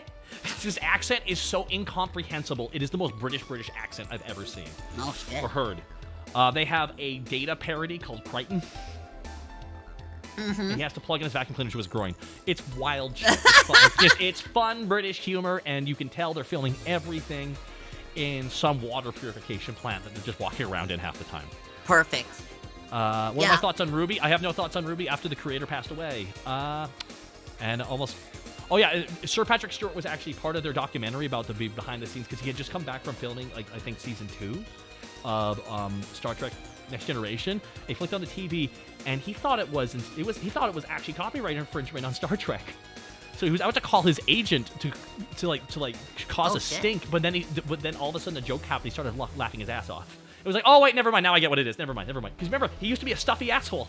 He used to be a massively stuffy asshole, and it's just I find that story so funny. He was about to, they can't steal this show I hate. I hate it. It's mine. I'm like, that is such a old school Patrick Stewart before he found weed kind of thing to do. Gotcha. Dude, it's so obvious. Like he found weed in the 90s. He's like, oh, this is what I needed the whole time. It's literally he found weed towards the end of the Star Trek run, and I swear to God, he's like, oh, I'm gonna be in that X-Men thing. He thought you said it was stupid. I don't know. I get to sit down. You know, I feel like that's kind of what that's why he said, yeah, he's like, I can sit down for the role. I mean, there's that. Jesus. Oh, come on. Dude, imagine they're selling on this thing. I know. You get to sit down all for the whole fucking thing. You have to sit. Oh, perfect. He has to sit down the entire time. What a gig. It's like finding out you got a voiceover role when there's no lip flaps. You're like, oh, really? Oh God, yeah. This character is masked. So I just get to act. Oh, excellent. I just get to go on. Oh man. Well, you know that kind of explains a lot of Picard seasons 1 and season Dude, they're 1. just no one's pushing back on him, and you can tell. Yeah. Like it's you know what it is? It's why the third season I'll check out because it's got the original cast coming back. But boy, oh boy, is Picard being mid. I hate that I say that. I hate that I'm saying that it's mid. Yeah, the first season was straight up mid. Second season was a little less mid, but still kind of mid until the very end. Its execution was mid though. Like it was trying to tell a short plot over way too long of time. Well, you know, like I feel like that was 4 episodes. You know, in season 2, and you can cut the goddamn immigration reform thing. You just cut that because that had no basis in anything or factored in at all later on. Like it's just you could have told a much more succinct plot, in my opinion, with much more Q, and I would have preferred Picard was about as disappointing, a little less disappointing than Boba Fett. Damn, bro, that hurts to say. I know that hurts to say. Yeah, it was a little less disappointing than Boba Fett. Man, that's brutal. That's a brutal review. Oh man, ooh, some people getting mad about this. I'm sorry, guys. We gotta be honest with you here. There's almost no rewatchability outside of Picard and Q scenes, next to none. Yeah. Like the secondary cast is boring. They're boring. They made 7 of 9 boring. How do you do that? I don't know how you do that. I actually 7 of 9 in Revy's story more than most of the shit, but yeah, 7 of 9. The Borg Queen. I really enjoyed the Borg Queen thing. I really enjoyed it. But now they're just removing Revy for the 3rd season. I'm like, so that was none of that mattered. Oh God damn it. Yeah, I know. All those characters in season 1 and 2, they spent all this time trying to make us care badly, and then just get rid of them. I'm like, God fucking damn it. It's just so. I will forever be upset about Boba Fett, and not just because of the fact that the season itself seemed like it had been whoever directed it was just someone who had seen someone else direct before and think, oh, I just gotta take stuff from other shows I've seen before and give it and dress it up in Star Wars outfits. But I believe they had a second version that they dropped and went a different direction with when they bumped the Mandalorian up to main character status. Yeah. They had a second version of the show, which was the Book of Boba Fett, that they rewrote it to make it Boba Fett's story instead, because they had the Mandalorian should have been Boba Fett. They had the set. They still had the Mandalorian absolutely should have been Boba Fett. That's the story of Boba Fett that we have been told and that we had read in the expanded universe fucking years ago. That's what we were waiting on. They could have made it Boba Fett. Or critics of Boba Fett have always said he's nothing but the helmet. He's nothing but a cool-looking helmet, and then the show goes on to prove that was completely accurate. Yeah. Because Mandalorian, you know why it didn't work? Because now we have Mandalorian, and Mandalorian it was actually he is the on-screen cool that everyone thought Boba Fett was. So now we have a better version of Boba Fett now. I just Boba Fett has gotten the shaft ever since his original incarnation in Star Wars.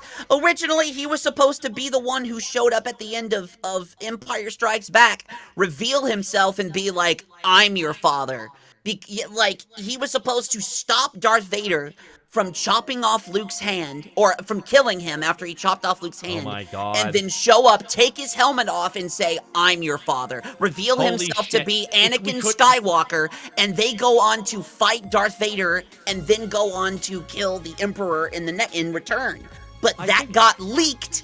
And so they had to change everything at the last minute, and that's why Boba Fett was just killed off quietly in Return of the Jedi. Everyone's saying you're full of shit, Mim. Everyone's like, you're full of shit, Mim. How dare you? You're a lie. What happens? A bunch of white people are hearing about Star Wars. Everyone's getting riled up now. Everyone's getting all riled up. Bunch of whites talking about Star Wars. They all start getting angry. Guys, no, this is legit Star Wars lore. The only reason why that entire thing never happened was because it was leaked. Mm-hmm. Someone leaked it, and then they kept the story of Darth Vader being the replacement of Darth Vader being Luke's father on To be fair, that was a better under twist. lock that key. was a. I'm not gonna lie, that made it iconic. The other Yeah, plot wouldn't have made it. even wouldn't have- Mark Hamill was only told about it just before he said the lines. No, Because Darth Vader's actor, not James Earl Jones, no, the guy in the physical costume. He said he killed Beowulf the Bounty Hunter. Thank you so much. Now, if I'm remembering correctly, the only people who knew about the Darth Vader twist were 3 people: Yeah. George Lucas, Yep. James Earl Jones, who recorded the line, Yep. and the sound mixer who signed a massive NDA. Yeah, they and then kept Mark this Hamill so- just moments before he reacted to the line. Apparently, it was a different line. He actually said it. No, was a different line. no. Here's the thing. David Prowse, the person was delivering a different line because that's the one that David Prowse was given. But just before they said roll, George Lucas brought him into a different room along with the guy who was directing Empire and told him, "This is what he's really going to say when we air the movie. That is what you're reacting to. So we need that reaction." And he couldn't tell David Prowse, he couldn't tell anyone. Only Mark Hamill was the 4th person told at the very last second. So Mark and then the director. Okay, so 5 people were in the know then. Yeah. Man, they kept tight-lipped on that, everybody. Tight, because Tight-lipped they on didn't that want one. another Boba Fett. Boba Fett was set up to be the greatest character ever. Yeah, He was going to Harrison be Ford and Carrie Anakin Fisher said that they- Skywalker in disguise. Yep. Master Blaster guy, Harrison Ford and Carrie Fisher, when they saw the premiere, were genuinely shocked that it happened. Gene Roddenberry was alleged to have leaked it. Oh, that's so funny. Yeah. If that's accurate, If that's accurate, it actually that is so on point for Gene I Roddenberry. can't wait for the movie about Gene Roddenberry when they do it, because it's like the first half, no one's gonna believe it. Because Gene Roddenberry crash-landed a plane in the fucking desert and walked through the desert for a month to find a city. Or a couple weeks or something like that, with all the survivors from the plane. Yeah. Yep. Yep, that's rather infamous. It was like 5-10 years before he made Star Trek. Mm-hmm. It's like when I heard that story, I'm like, that's insanity. He did what? There's no Well, cell yeah, phones yeah. yet. I mean, well, originally, before the first movie of before the first iteration of the Dune movie was made, into what it originally was, it was actually originally set up by this other guy, like 10-15 years before before George Lucas was doing Star Wars, and he was coming up with, and he had the same artist. He had the same presentational artist that George Lucas would end up using on Star Wars. Is this the Aronofsky Dune documentary you're talking about? Yes. The most ambitious film never made. Such a Yeah, shame the they most never made ambitious it. film never made. It's one of a kind. The fact that like this Emperor of Space was going to be Salvador Dali. The I fuck. know! That is what was his request? He had a special request to do this, and they got him to sign it too. He signed the agreement. He was going to do it. It was 1 day of filming. It was particularly, it was like 1 day of filming. That's all that was needed. Yep. So he agreed to that, and it was like $20 million or some astronomical fucking amount of money for like 1 day of shooting, because he could make that amount of money that quick. So Yeah. But now, you know who we cast now? Wow, whoa. Walk without rhythm, and you Walken. won't attract the worm. Now, watch, young Atreyu, whatever your name is, I'm gonna go walk in the desert, and I'll show you how to attract the worm, okay? Now, if you don't walk with rhythm, you're not gonna attract the worm, and that's what this whole thing's about. So I'm gonna go walk with rhythm to attract the worm. And he starts doing like the weapon of choice dance. I'm walking without rhythm. You can go with that. I can't wait. I think it's gonna be one of his last roles he's ever done, too. Yeah. Yeah. Bro. Oh, I also found there's a movie I'm going to be watching. The Deer Hunters on Amazon Prime now. The what? The Deer Hunter. I've never seen it. Oh, gotcha. 5 Academy Awards and shit. Oh shit. Yeah. De Niro. Oh yeah. It's the Vietnam movie. It's the Vietnam movie. Oh, okay. Never seen it. Never seen The Deer Hunter. So it's 3 hours, 5 Academy Awards. I'm like, oh shit, I'm gonna watch that. That's a long fucking movie. 3 Yeah, hours, that's- 5 Academy Awards. We got the walk. There's a Christopher Walken scene that's insanity. It's actually one of his best scenes, apparently. Make sure that you give yourself an intermission. Ma'am, it's always, I'm always edging, ma'am. I'm always edging. You are always edging. I gotta me. raid it. Yes. Ma'am, I was supposed to shut the stream down 20 minutes ago when we kept talking, so I'm gonna find somebody to raid into, ma'am. Well, All 600 of these beautiful bitches.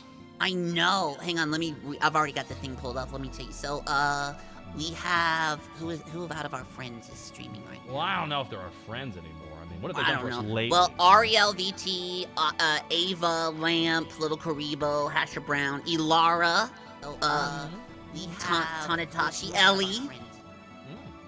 Ellie streaming right now. Saraway, Tricky. Ooh, I could raid into Matthew from Watchamania. Ooh, I could raid. There's a lot of people we can raid into right now. There are so many people to choose from. You know what? Cookie's having a special event. Let's raid into Cookie. Oh, Cookie? Yeah, special event for Cookie. Cookie is having a raid. COQ UI. Man, thanks for swinging on by. I will see you thank more you this so week, much. ma'am. See y'all later. Bye, everybody. Oh my god, the music just cut out at the perfect time. I couldn't ask for any more. Dang it, ma'am. I know, Hit that right? button right there. Can you hit that button right there, ma'am? Yeah. You hit that Oh, button? yeah. Boom. There you go. Now you got it.